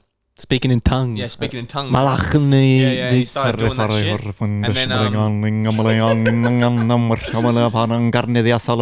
God's be gone. literally, right? So he got it and then got the water, blessed it, and started garage, my mum's room, the living room, writing the verses and chapters. The corners, in the corners of the room. Yeah. Went into my room, stopped. I went, get fucked. And he went, nah, that's all right. Boom, boom, done. Kira's room, stopped. Spoke again, blessed the water again. Oh, fuck. Did it again. Went to the theatre room. Now, the theatre room is the place that I used to play PlayStation heaps, right? Yeah. And he went, warm. I was like, Warm, the ghost's still here. I'm trying to say, by the way, right? Whenever he spoke in English or Latin, right? He didn't stutter. He didn't stutter, right? It's great. I love it because I believe in this shit. I believe in that shit because he didn't stutter. He was on point, and when he spoke, he was like he had a stroke for fuck's sake. This guy, right? And he was a beautiful man. And he started blessing the feet of him, and he didn't stop for about 30 seconds. And I'm like, whatever this thing is that's in here, and I spend the most time in here. Oh right? my god! And he came out and he said, and he wrote a big fucking scripture passage and the chapter on my He said, where's everyone usually at? The kitchen. So he wrote all this shit on the cupboard. He said, leave it for like a week. And my mom was like, I suffer from OCD. I don't know how long I can do that. It was on white, right? And it was red texter. I'll never forget this shit. And he said, you got to leave it for a week, Michelle. And he's like, all right. And I fucking remember, because mom said, give him the card. You give him the card. Because I think Kira and mum at that point were drained. So I ran out to him and I said, here's the card. He's like, yeah, just make sure your mum doesn't get rid of that. Because it's all done. The presence, present tense, right, is no longer there and has moved on. Now. I'm like, holy fucking shit. And I looked at him, looked at me, and he said, you know, just be good, all this shit. I can't actually remember the conversation we had because I was like 17, so I didn't really care or just talked out of my ass. I gave him the card and he was happy, man. I remember seeing his Ford Falcon too. It was a good guy. I like that. But he was a good priest, in my opinion. But he fucked off. And then I went back in and Mum and Kira went,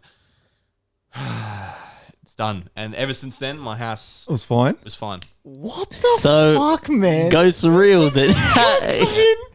What and the second time I've had the paranormal experience happen was when I was at the rehab because the boys had this Holy Spirit dance in their tongue. And this is the positive thing I was talking about. So they started speaking in tongues and the priests and the pastors would come and they would convert it, all this shit. And the psychologist who worked there who was training me, she would speak whatever was on her mind, and it was all shit she never knew about the clients, right? Because these are people that are just random people. When I went to Hillsong Church, right? Fucking, I'll never forget this when I was with them on that Sunday. It was like, they all started speaking in tongues and they were all talking. Parcel tongue and shit. Yeah, it's crazy, Harry man. Potter. And these people are like not educated, don't know Latin, all this shit. He's like, well, you spoke 3 different dialects, Arabic, Latin, and something else. And the priest said that these people... And I was like, how the fuck do you know that? And he's like, I'm fluent in all this shit. There's a reason I'm here at Hillsong Church. This happens often at Hillsong Church, all this bullshit. Really? And I was like, not bullshit, sorry, it's not bullshit. Yeah, we know what you mean. Yeah, all this stuff. And I was like, holy fuck. And he says, whenever someone starts speaking in tongues to you, Cal, the first thing that comes into your head, say it to them. And I was like, really? Okay. I didn't do it because that anxiety came in for me. I didn't want to be that guy. But I saw Kim do it and I was like, holy shit. And she said, you're forgiven. And they just went, and they just started crying. And I can't. That's so strange. And I remember the last person you had here, not the lady. Mo B, he right? said that story as well. It's true, right? Yeah. So holy I think fuck. in those positive energy environments where the Holy Spirit touches you, or God, or Jesus, right? You got to remember it's all emotional energy, and you coop it up, and it becomes this destructive like thing. And when I've been told about other supernatural psychic shit, right? And evil energies and positive energies, they aren't physical like forms like this. They're energies. They don't have a physical form, but if it's a demon or whatever, if you believe in that stuff, they try to get into your physical form to physically rot more negative energy around, right? Because physicality is atomic values are more valuable than whatever the current spiritual precipice little energy kind of is right now. I know there's a whole bunch of lingo. I apologize for that. What I'm trying to say is physicality can produce more positive or evil energy than it would in the psychic or spiritual plane currently. Right? Physical form can do more. Can do more damage or do more good, right? That explains the elites and things too, probably. Literally. Oh, the 12? Have you done about 12? Nah. All right, we can talk about Illuminati later if you want. But that's a whole different thing. But when I was told to do that, and I seen Kim do it, she spoke forgiveness on this person. He was on his knees, and he was a big guy, and he was one of my clients, had a big gash in his neck because he'd been stabbed, and he was just fucking started speaking, started crying, and he just hugged me, hugged everyone else. I was in fucking awe. Disbelief. And that's when I was like, I've always known God exists, but now I physically see it. So hold on a second, right? So if that is when Moby told us that story too, that shit was. So if I went to the fucking church, right? Because I don't believe. Mm-hmm. If I went to the church and I'm a pretty happy guy, right? I know I'm happy deep down. I'm a happy soul. Mm-hmm. If I went to the church and I got one of the fucking priest or pastors to do his thing to me, do you reckon I'd start speaking parcel tongue and shit? No, or it probably wouldn't work, eh? It's like, it's negative emotion, dude. Negative. So imagine all works, the shit that happens in your life. It'd work on people who are having like issues within. If you're in the right place. Bro, if you're in the right place with the right people, This is the thing why AA groups work, right? It's very Christian and Catholic. Sorry. Would you rather fame or wealth? There was Oh, we spoke about this last only time. only one vote for fame, so it's 97% wealth, 3% 3% for fame. So out of 29 votes, that's pretty self-explanatory. I mean, you know, most Why people would voted for you? wealth. You know, Why? who cares about fame? Yeah. Yep. Anyway, that one's pretty simple. Next one, is Australia a good country? This was 82% said yes, 18% said no. That's 23 votes for yes, 5 votes for no. This place is the best, man. Yeah, I like Australia, I love this man. place. It could be better, but it could be a lot worse, you Yeah. know? What do you mean? Very blessed. You could be dead. Exactly. I mean, we're very lucky. This one's an interesting one. Is religion beneficial for society? Yes. 54% said yes, 46% said no. So wow. almost 50-50. 13 votes for yes, 11 votes for no. Oh wow. Now, I think religion can take many forms. Yeah. I think institutionalized religion in that you have to do this, you have to do that, you have to do this is not the best. beneficial. No. But, you know, like spirituality can be considered, I suppose. And things where if you believe something and it's helping you do good, then I don't think it's a problem. I agree with you. I think as well with because I think Catholicism and Christianity have been the epicenter of this thing, this stuff, because it is the biggest religion still. Wait, Christian is or Catholic? Oh well, I believe they're kind of one and the same. It's just whether or not you take the Bible quite literally or not. Yeah. Yeah. So Yeah, okay, yep. Because I believe the Roman Catholic Church take it extremely literally. Christianity is more of a spiritual basis, but that can be just me. I went to a Catholic school. But I do think the principles, because if you take the Bible very literally, right, you're going to be dealing with some people who are like, don't have sex, all this shit, right? Yeah. All that stuff, right? Fuck that. And will shame you, because shame's a big thing. Again, I've dealt with shame before, and this is why a lot of people are atheists now, even at the Christian rehab I'm at. Because it comes to use that as a way to be like, you can't do this because I didn't do it, is more like a type of intergenerational trauma. Literally. Like that's how it could be associated with. Whether it is or isn't is up to the people, other psychiatrists and bullshit like me. Not like me, sorry. But again, up to your own opinion. I think the spiritual aspect of everything, especially energies, good and evil, I believe from what I've seen, Christianity and Catholicism have been very present and very like the most explanatory. And I believe in God because he's been there in my life, man. You know, he, she, whatever you want to call it, or Jesus. I'm still finding it out myself, for fuck's sake. So I'm not going to give a definitive answer to this particular question. But I believe if you want to live your life morally, then it would be a good path to go for, but just put it in your own context for your own life. Whatever works for you, man. I think you could just be a fucking good person just because it's good to be a good person. Like, you don't have to, you know what I mean? Like, there's some people who do good things in the name of their religion, but why can't you just be a fucking good person? Because that's it's just true. that's how life should be. That's true. Not because you've got this, some being, whether it's Buddha or God or fucking, I don't know, fucking Ganesh from the bloody sixth dimension. Like, Ganesh, yeah. it doesn't have to fucking just be a fucking good person just because, like, you want to treat other people right.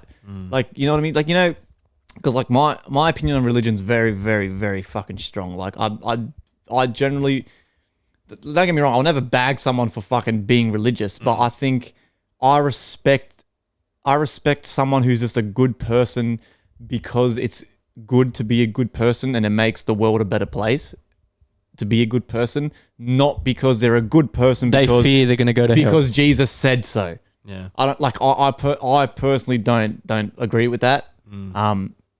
But if that's your thing, that's your thing. Whatever. But I love someone who's just a good cunt because he's a good cunt. I think Not, like, you know what I mean. It depends what you're in it for too. Like, I Yeah. feel like if you're following religion out of fear That's that a you're going to very- get that's punished very or fear that scary. you're going to hell, Yeah. that's not a good way to live, in my opinion. Anyway, the next one, cats or dogs. Very simple. Fuck. Um, I like both. That's 69% dogs, 31% cats. 20 votes for dogs, 9 votes for cats. I like both. I'm a cat guy. I fuck with cats, man. I love cats too much, so I guess I'm a cat person. But Well- dogs are good. But Well, I live in a house with 3 dogs and 3 fucking cats. So I've got, do you guys want one or? dogs are smelly and shit. Like, Yeah, but you can bath them. cat takes care of themselves. They use the litter. They're smart. Independent. I like that. My dog's got a fucking toy box. Yeah, see, a cat has no fucking toy box. I'm saying they don't do anything. They're just fuckwits. And I do like cats though. Like I do. And this is an interesting one. I'd like to hear from you, Callan. Is do you believe in toxic positivity? Now I ask this because my missus says that I have toxic positivity. That too optimistic and not realistic. That I'm always so. It's like she thinks she thinks it's denying some emotions. You're just denying them and putting them away. So it's like instead and of Rose said that. Holy yeah, shit. it's like instead of being like seeing the bad for the bad and the good for the good. You're always seeing the good in everything. It's like, why be upset about this when you can be happy about this? You know what I mean? Like, and I think it's fucking, I don't know, it's not toxic positivity. I'm just fucking, I'd rather be happy. Like, you can choose to be happy or you can choose to be upset. And I choose to be happy because it's a more comfortable way to live. I think that's fantastic. In response to this, surprisingly, 74% said yes, and sorry, I lost it. 74% said yes, 26% said no. So that's it keeps going away. So that's 20 votes for yes and 7 votes for no. Yes, that toxic positivity exists. Yeah, that you believe in toxic positivity. Right, I'm going to put this in a framework right now. I think it is right. I think honestly, God, happiness is a choice, man. Happiness is a choice, but people get upset, right, due to shame. So I think when they hear how you've positively dealt with a situation, they go into their head and be like, "Fuck, I wouldn't have dealt with it that well." And you're just talking happily. What's this guy? Why is he so happy and I'm not? They won't piss that to you, right? But it's a perspective, right? That, and I believe if you're an optimist, right, pessimists will be. If you speak to a pessimist, right, and I found this, they're quite flat in the face, right? Oh, yeah, right? bro. So they don't really are not as stimulated as I think optimistic people can be, right? Now, being emotional, I'm all about emotion, bro. Right? If you're unemotional with every single part of your life, then you're fucked. There's something wrong. In my personal opinion, whatever. You can have your own, right? But I think if you're optimistic and hopeful, even if you're gripped by despair, you cry, let it out. Because I'm telling you right now, if you're the type of person who holds all this shit in, right, you're going to explode, right? An explosion of energy is not good because usually, like I said before, the biggest umbrella emotion is anger and you will fucking physically hurt someone, right? Or yourself, okay? When it comes to the notion of toxic positivity, I believe you embrace everything in a positive way as a lesson, right? As long as you don't deny yourself the opportunity to feel sadness and grief and negativity and anger, then I think that's fine. I believe some people will put that in a pit like, oh, if someone's so toxically positive, they're so annoying, they're doing all this shit. That sounds to me like there's a bit of shame involved in that. Why can't they feel the same way? And they shouldn't be thinking like that. If that's who you are, a positive person all throughout your life, that's fine. Because I bet you everyone feels negative and positive, bro. But if you're that kind of guy who's just like overly optimistic, then hey, be in my company, brother. This is why you and I are friends. Look, man, I'm not denying shit. You know, I'm not storing away my anger. I'm on a spiritual path, man. Yeah, I've read a lot of books. I've read a lot of Eckhart Tolle. I listen to these videos. I meditate, and I know that happiness. I've done the work, and happiness is a fucking choice, and I can wake up and choose to be happy. Oh yeah. Or I can. How can that be toxic? The definition of positivity is not toxic. You know what I mean? And I thought that was interesting. I think that's been prescribed toxicity. I think maybe deep down the people who voted yes, as like we said in the last episode, you guys need to keep working on that inner temple because obviously there's a few, like we said in the last episode, we asked, are you really happy? And a lot of our listeners said no, that they're not happy. So you need to work on yourself, man. You guys need to fucking work on that temple. Whether it's start going for walks. You know, if you got a pet, walk the pet. Pet the pet, play the pet. Read a book. Read a book, man. Fucking go to the beach. The beach is fucking great. Me and my girlfriend went to the beach, just me and her, and we hung out. It was fucking awesome. You feel so refreshed after that, man. Go for a fucking walk in the woods. Fuck, like, you know what I mean? I feel like deep down, man, a lot of you guys need to fucking work on yourselves first. But I don't know. I think maybe people who said yes to that, I think maybe deep down there's some things you got to work on. I mean, the first time I ever come across that was when I was working at my Audi job. This was fucking years ago. I was like fucking 17.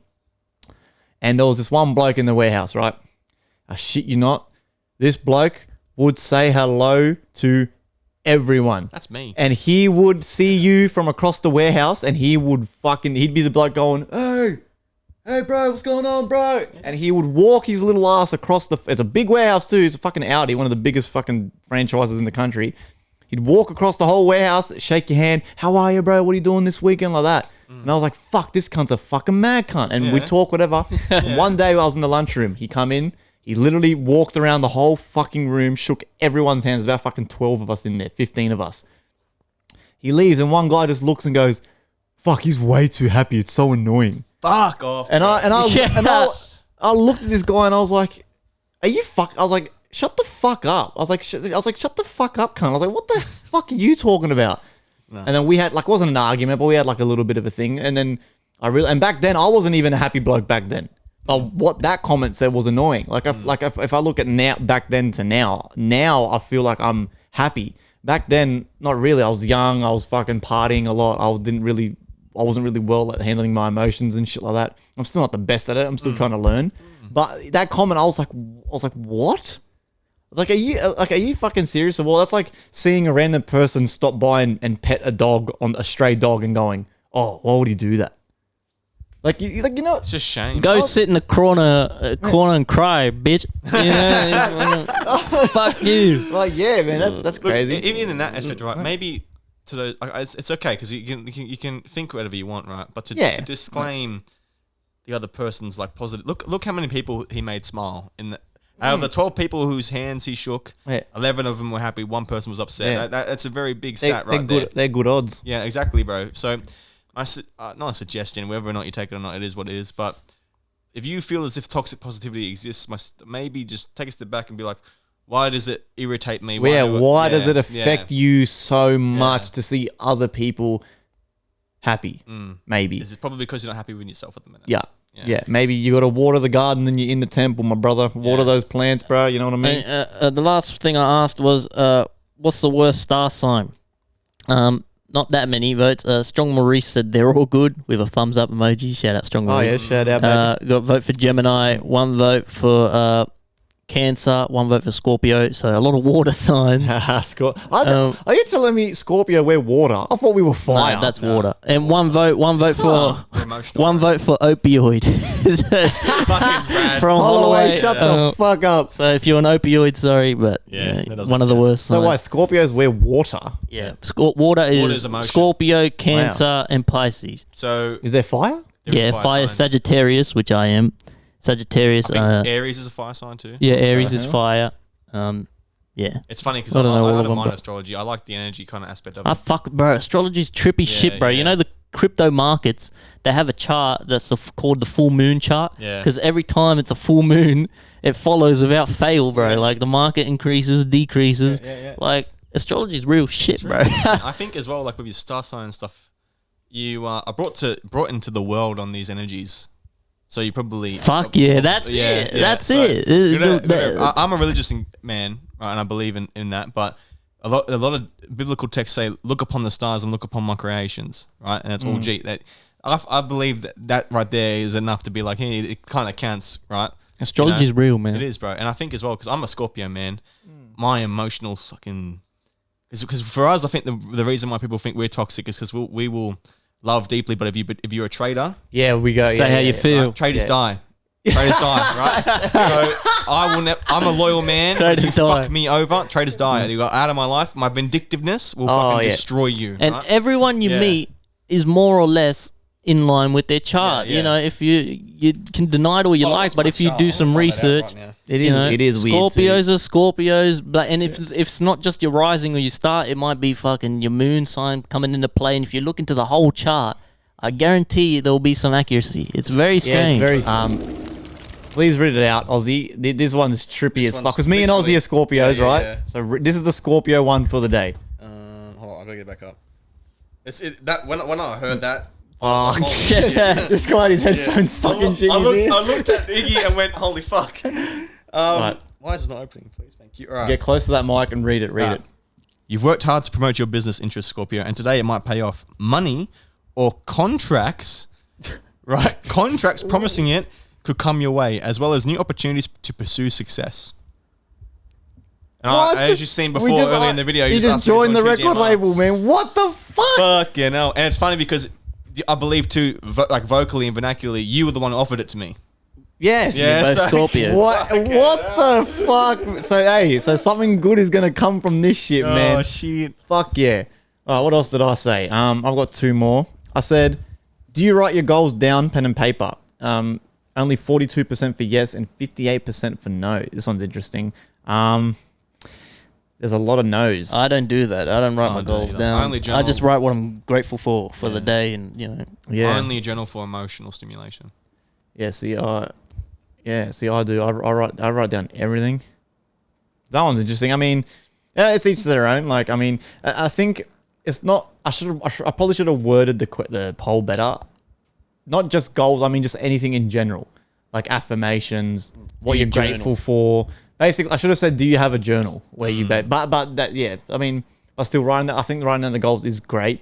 Because, like I said, it's been scientifically proven. Whatever you write down, pen to paper, gets implanted into your brain better. Makes it physical too. Yeah. So, so that one was fucking pretty interesting. I thought there was going to be a lot more no's, but it's almost 50-50. And my last one was, do you enjoy your job or do you feel stuck? And that one is 50-50. We've got, literally 5 votes each. That's another one we were talking about the last episode. Like, if you're really hating it that bad, man, you got Just quit, man. Yeah. Yep. Just quit. You got to get the fuck out before it's too late, because that can be very emotionally draining. Oh, fuck, they'll destroy you. Yeah, doing that shit that you don't fucking like doing. Yeah, so that's fucking. Yeah. If you're really unhappy, man, get the fuck out. So another thing we'll bring up, Aussie. What were you saying before about the fucking Illuminati? All right, so I had a very long conversation with my mum's partner, and he's Pommy, right? He's English, right? Ooh. And so what he explained to me, and whether or not I'm not decided on it yet, but it's quite funny. He said, they exist at 12. How many times are there on the clock? There's 12. There's 12 hours in the day. Not 12 hours in a day. It's 24 hours in a day, but there's 12 numbers on the clock, right? So he associated it with the Arthurian legend of the round table. That's why the clock's round, right? The elite come from there, right? The elite who, whatever, they call the Illuminati. I said Illuminati because, a lot of people assume they're Illuminati, with the triangle in the eye, triangle in the mouth. They control what you visually see and have a big impact on what you could verbally say due to what you see. And it's like the eye represents... can represent, because it represents a lot of different things in different religions. It can represent what you take in, while whoopsie, hit the mic. While your mouth can represent what you say, So it's like a kind of like continuum there. So he was telling me about the stonemasons. So like there's certain people in London or England, right? So if you're a stonemason, you don't actually have a qualification, right? What it is, it's a handshake. Back in the day when you built the churches, right? And specific stonemasons were needed. To know if other stonemason wanted to know if there was another stonemason who was qualified, they'd have a certain handshake, right? Huh, and what the I actually fuck? can't remember the depths of the conversation now because my mind's gone somewhere else. But he said they used to put certain symbols on churches that were affiliated with certain groups within the church, right? Especially associated with the English church under the royalty, under the rules of England, and so in London. Or in England, everything's still ruled. The government's nothing. The government's just a ploy, right? He believes this. And he said the government's just a ploy. The Queen is still in charge because she has so many corporate elites that come from these ancient Arthurian families, right? That will sit at the round table, right? Who are loyal and have sworn their souls or their bloodlines to the Queen or to the royal families.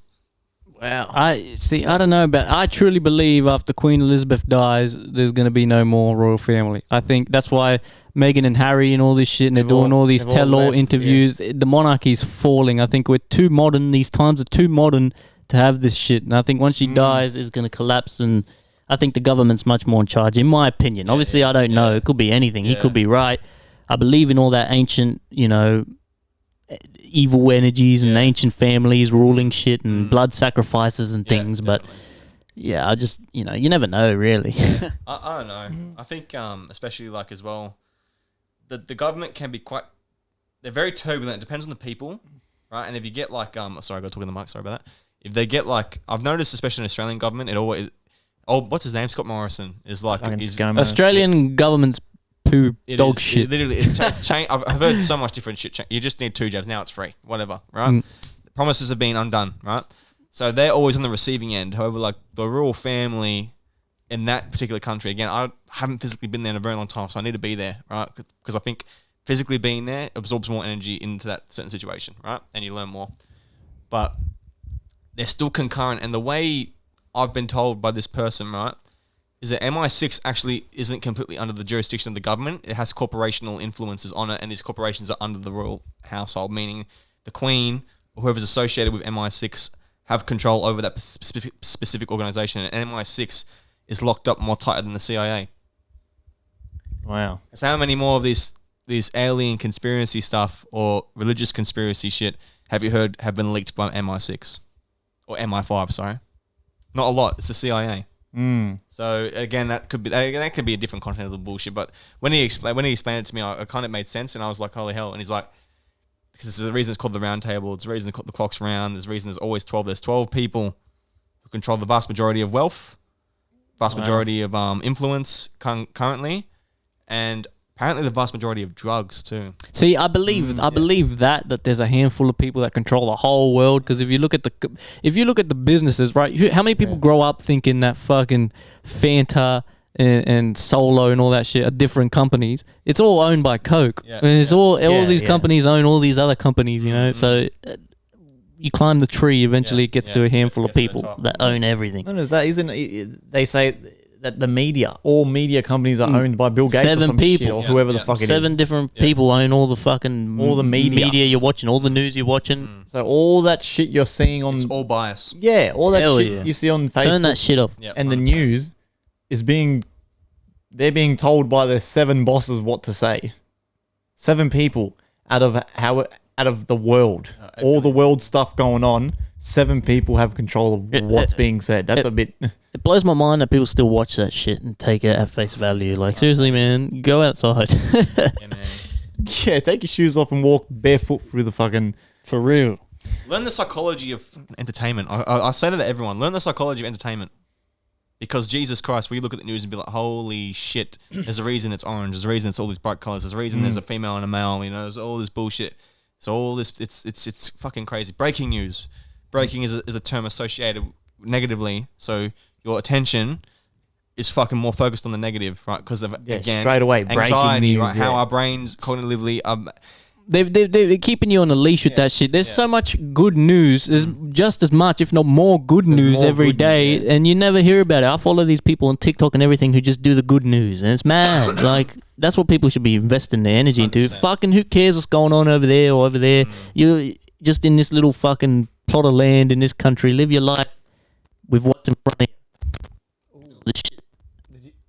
Something's going on. Oh, it's Okay, you gotta unplugged. plug it in, Unplugged man. them. Yeah, all right. Well, anyway, fucking... Jesus Can I ask Christ. you a question? Yes, sir. Go. What do you reckon the go is with the Ukraine crisis right now? Oh, fucking hell, yeah. Apparently that's what made the last crypto crash was. It's Yeah. because of the Ukraine. Yeah. And same with the stocks and shit. Apparently heaps of the rich people are like real hesitant now on what, and they're selling heaps of their shit. Personally, I think it's all bullshit as always. Apparently, the US is blowing it out of proportion, according to people in Ukraine I've seen and shit. Yeah. But you never, who knows? Of course they are. You know what I mean? You've got the US reporting on it, and they've got a Ukrainian soldier who's probably just on guard duty on the border, speaking in his language, and then they've got someone doing the translation. You don't know what the fuck he's saying. Yeah, that interpreter might be. He's probably I don't- saying, yeah, we're just chilling, you know what I mean? Like, you know what I mean? And then the interpretation is, oh, fucking Vladimir Putin is going to attack. Like, If- you don't know what the fuck he's saying. If it happens, if they do invade, Nothing's gonna It's happen. not gonna be. I don't think it's gonna be. Well, I mean, it could happen. I It's mean, not like going to Crimea, happen. like what happened with Crimea, like. This shit does happen, but like at the end of the day, it's not going to affect your personal life that much. You know what I mean? Like, I don't think it's going to be World War III. I don't think it's going to be this shit. Put it this way, right? War is bad for business Yeah. on all sides. Doesn't matter if you're from fucking Russia, Australia, America, Iraq. It's bad for business. No one makes money. No one. You're all spending it. Could be good. What's after though? You're spending. Well, that's what I think America tried to do with Afghanistan and stuff. They were trying to take the oil and take over the banks and stuff. Crash it down to build it up, and I think we're due for that. So we could see a big world shake-up, to be honest, because I think we're going to have a new financial system and everything soon. Ready? So I think they need to crumble it quick. Which war is a good way to do it? Yeah. You have a big crisis.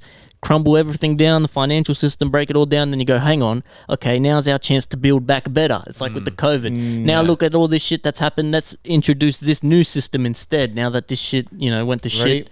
I'm gonna do a prediction right now, so we can all look back at this and go, holy fuck, this motherfucker's a prophet, right?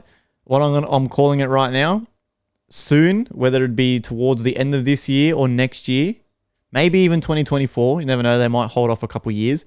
But soon we're going to start seeing attacks again, like terror attacks. So you guys remember a couple years back in the earlier 2000s where it felt like once a month there was a terror attack, whether it was Paris, the cunt in Sydney took a whole bunch of people hostage. People in America, terrorists were running over groups of people in buses and shit. Remember all that? And it felt like it was once a month there was a report on something crazy happening. That shit's going to start happening again. That's my prediction, because they've had this COVID bullshit, right? The governments and all the countries are now trying to do their reset, and we've all been scared, and now everyone's going to slowly start getting over the COVID and trying to go back to normal, and they're going to start using the terror stuff as a way again to scare us again, to keep us at bay and go, oh, okay, shit. And then the governments are going to keep making their money and doing their businesses and all that shit. I'm telling you right now, because that's what's going to happen. They killed the head of Al Qaeda or the leader of ISIS again. Yeah. They killed him, fucking Joe Biden, like a couple weeks ago, 2 weeks ago. Yeah, well, exactly. So now everyone sort of relaxes and go, oh, yay, hooray. But I'm telling ya, shit's going to start, whether it's not specific like terror attacks, but it could be in a form of a cyber attack, or a building's going to come down, or shit's going to start happening. And I'm telling ya, it's not accidents, bro. So that's my prediction for the next few years. I don't know when it's going to happen. I think aliens are coming too. They might, apparently the aliens hate nuclear weapons and shit. Apparently, like the real aliens. So I think maybe with this Ukraine stuff, they get close, they start making shit go crazy, and then like they're about to push the button, and then you start seeing the aliens come, weird shit happens. Because I'm seeing on 60 Minutes and shit, they're doing heaps of stuff about aliens now. It's all over the place. And fucking years ago, it was unheard of, but now all of a sudden, like everyone's talking about aliens. Like, get the fuck out of here, aliens, man. Don't believe these aliens, or I believe in real aliens. I think there's real aliens, and they don't like the nukes and shit. Anyway, it's a big rabbit hole. But anyway, if someone knows what I'm talking about, fucking the nukes and the aliens and shit, they don't like us to use nukes. They try to stop. Like, apparently they hover around fucking nuclear bases and shit, and they shut shit down. Well, the reason nukes are so bad, though, is because nuclear energy is a universal energy, though, right? So this is why it's another thing I learned recently, biologically, right? So you know how the reason we age. And this, you'll get what I was saying when it comes to nuclear energy, right, or radioactive energy. So the reason we age is because our cells only have a finite number of times that they'll divide, right? It's the reason we age, like physically, in our skin. And how that is determined is by a shoelace thing on the edge of your genetic components. I think it's in your DNA. It's called a tessel or whatever. I can't remember what the right word for it is, but it's tessels or some shit. As your cells divide, they get shorter and shorter and shorter and shorter, right? There's only one cellular organism. Not organism, but there's only one cell that won't do that. Do you know what that cell is? It's a cancer cell. Cancer cells multiply endlessly and the tessels never shorten. They will stay the same continuously. So they believe, there's some theorists out there that believe the reason this happens is because of the energy mutation that can be put into organic cells from nuclear energy, radiation, all this other shit. There's four energies. I can't remember what the fuck they are in physics, but I know one of them's nuclear and the other one's radioactive, but they're saying the same. So I think the reason, if what you're saying is true, Dylan, the reason nukes are so scary is because for a very long time, the planet will change. And from what I've heard with the alien stuff, again, I'm very spiritual, very religious. I believe in God. I believe in all that stuff. Aliens have a physical possibility of being legit because of the physicality of the universe, right? And the proof and science behind it, right? So if we go down that route, I believe it would be... It would be very, it'd be right, basically, is what I'm trying to say. Well, my vernacular's right out the window. It'd be very, right and very, smart in thinking they wouldn't like nukes because they know what the long-term effects are going to be, especially in the fact that this is one of the planets where gold and silver are quite common. There's not a lot of planets where like gold and silver is quite common, you know? So, and again, gold is a fantastic conductor of electricity, and silver is even a better conductor of electricity, right? And if you believe in all that stuff that aliens here for gold or whatever, and they started all this, like, you know that... The Anunnaki built us to mine gold. And shit like that. That's what I was getting to. I forgot what their fucking name was. Yeah. Because even in the ancient the sea scroll texts, no, what are they called? The texts, the versions of the Bible that were recently found in Jerusalem in a cave, the Dead Sea Scroll stuff, right? They talk about the Nephilim. You know what the Nephilim is, right? Sounds familiar, but the Nephilim are like the sons and daughters of the giants who were beings that inseminated humans from up above. They had wings that were angel kind of divine beings, right? And the Nephilim were always evil, right? They always went against God because the angels that came down were fallen, right? So they were giant, fallen, evil monsters, right?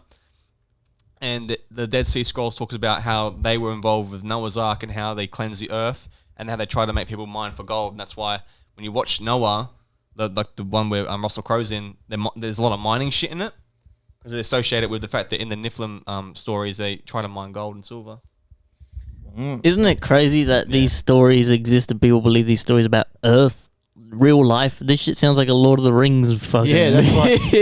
The funniest thing is these are all could be real. It could be real, but they believe gold is believed to be... So you know why the ancient kings and queens wore gold? Because one, it's a symbol of wealth, but also because it wards off evil.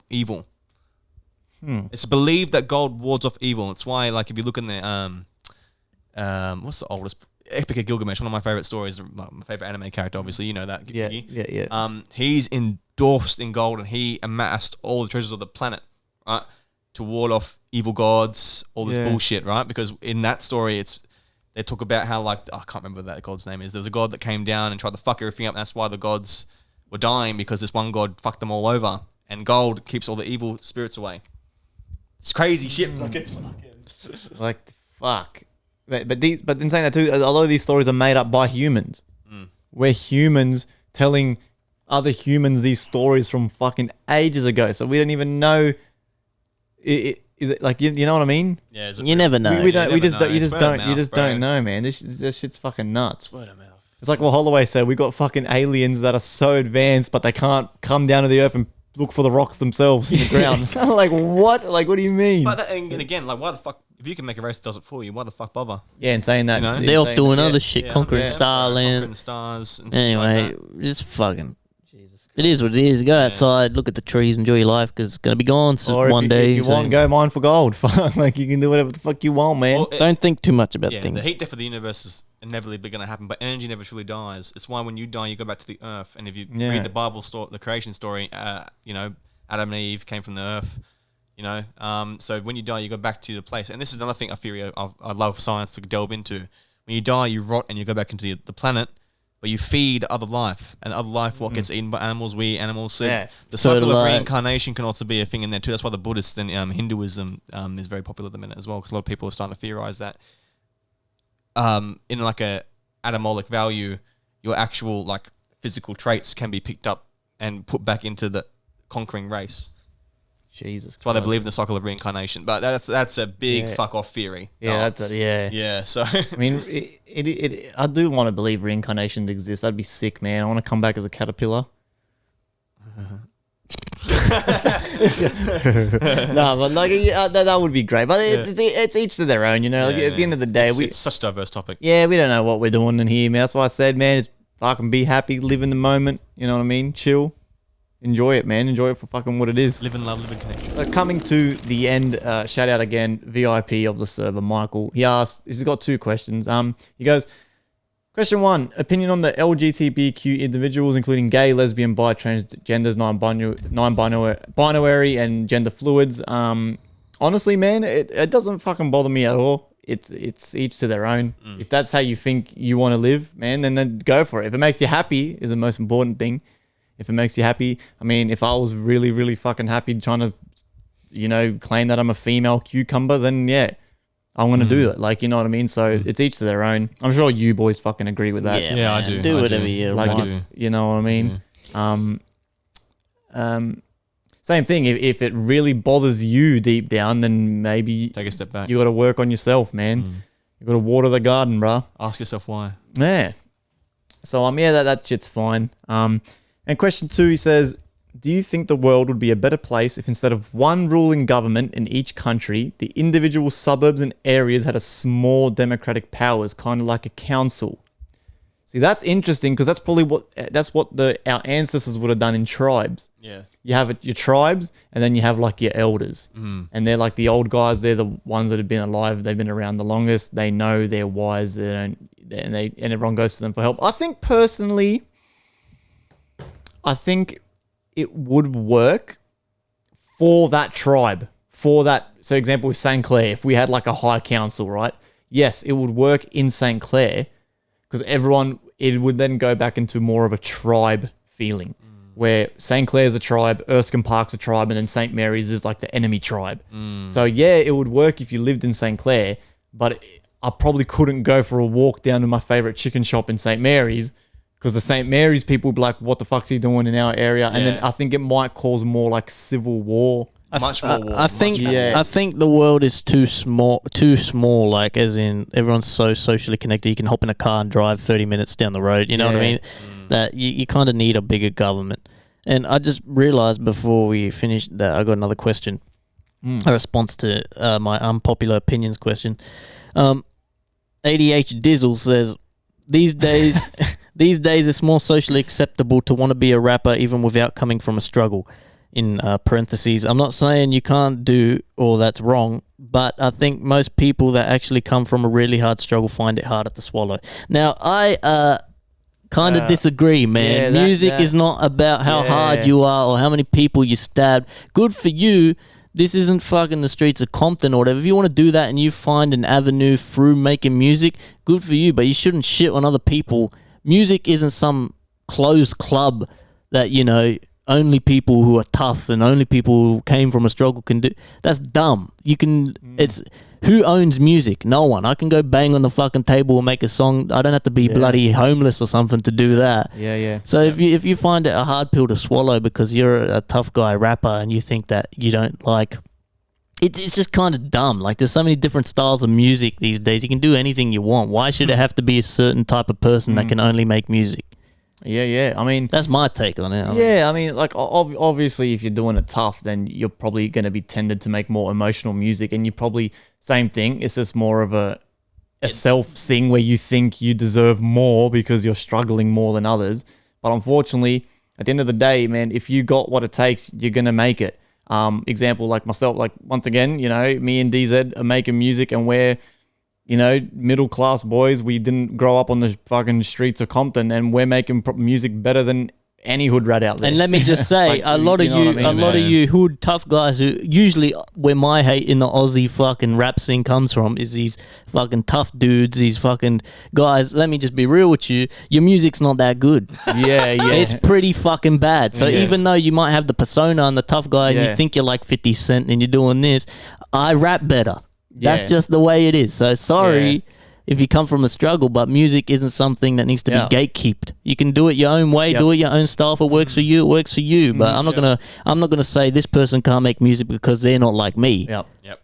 At the end of the day, man, we just fucking like That's my take. we're just doing it better, and we're not doing it tough. Like we're fucking pretty well. We're pretty good. Obviously, I'm not going to go rap about all the people I fought at the station and stuff because I'm not from that. So you might do that better than me. Oh yeah. But, like, you know what I mean. Obviously, there's if you're doing it tough, and you, example, grew up in the mean streets of fucking West Sydney, fucking urchin calves and shit to fucking get by a feed for the night.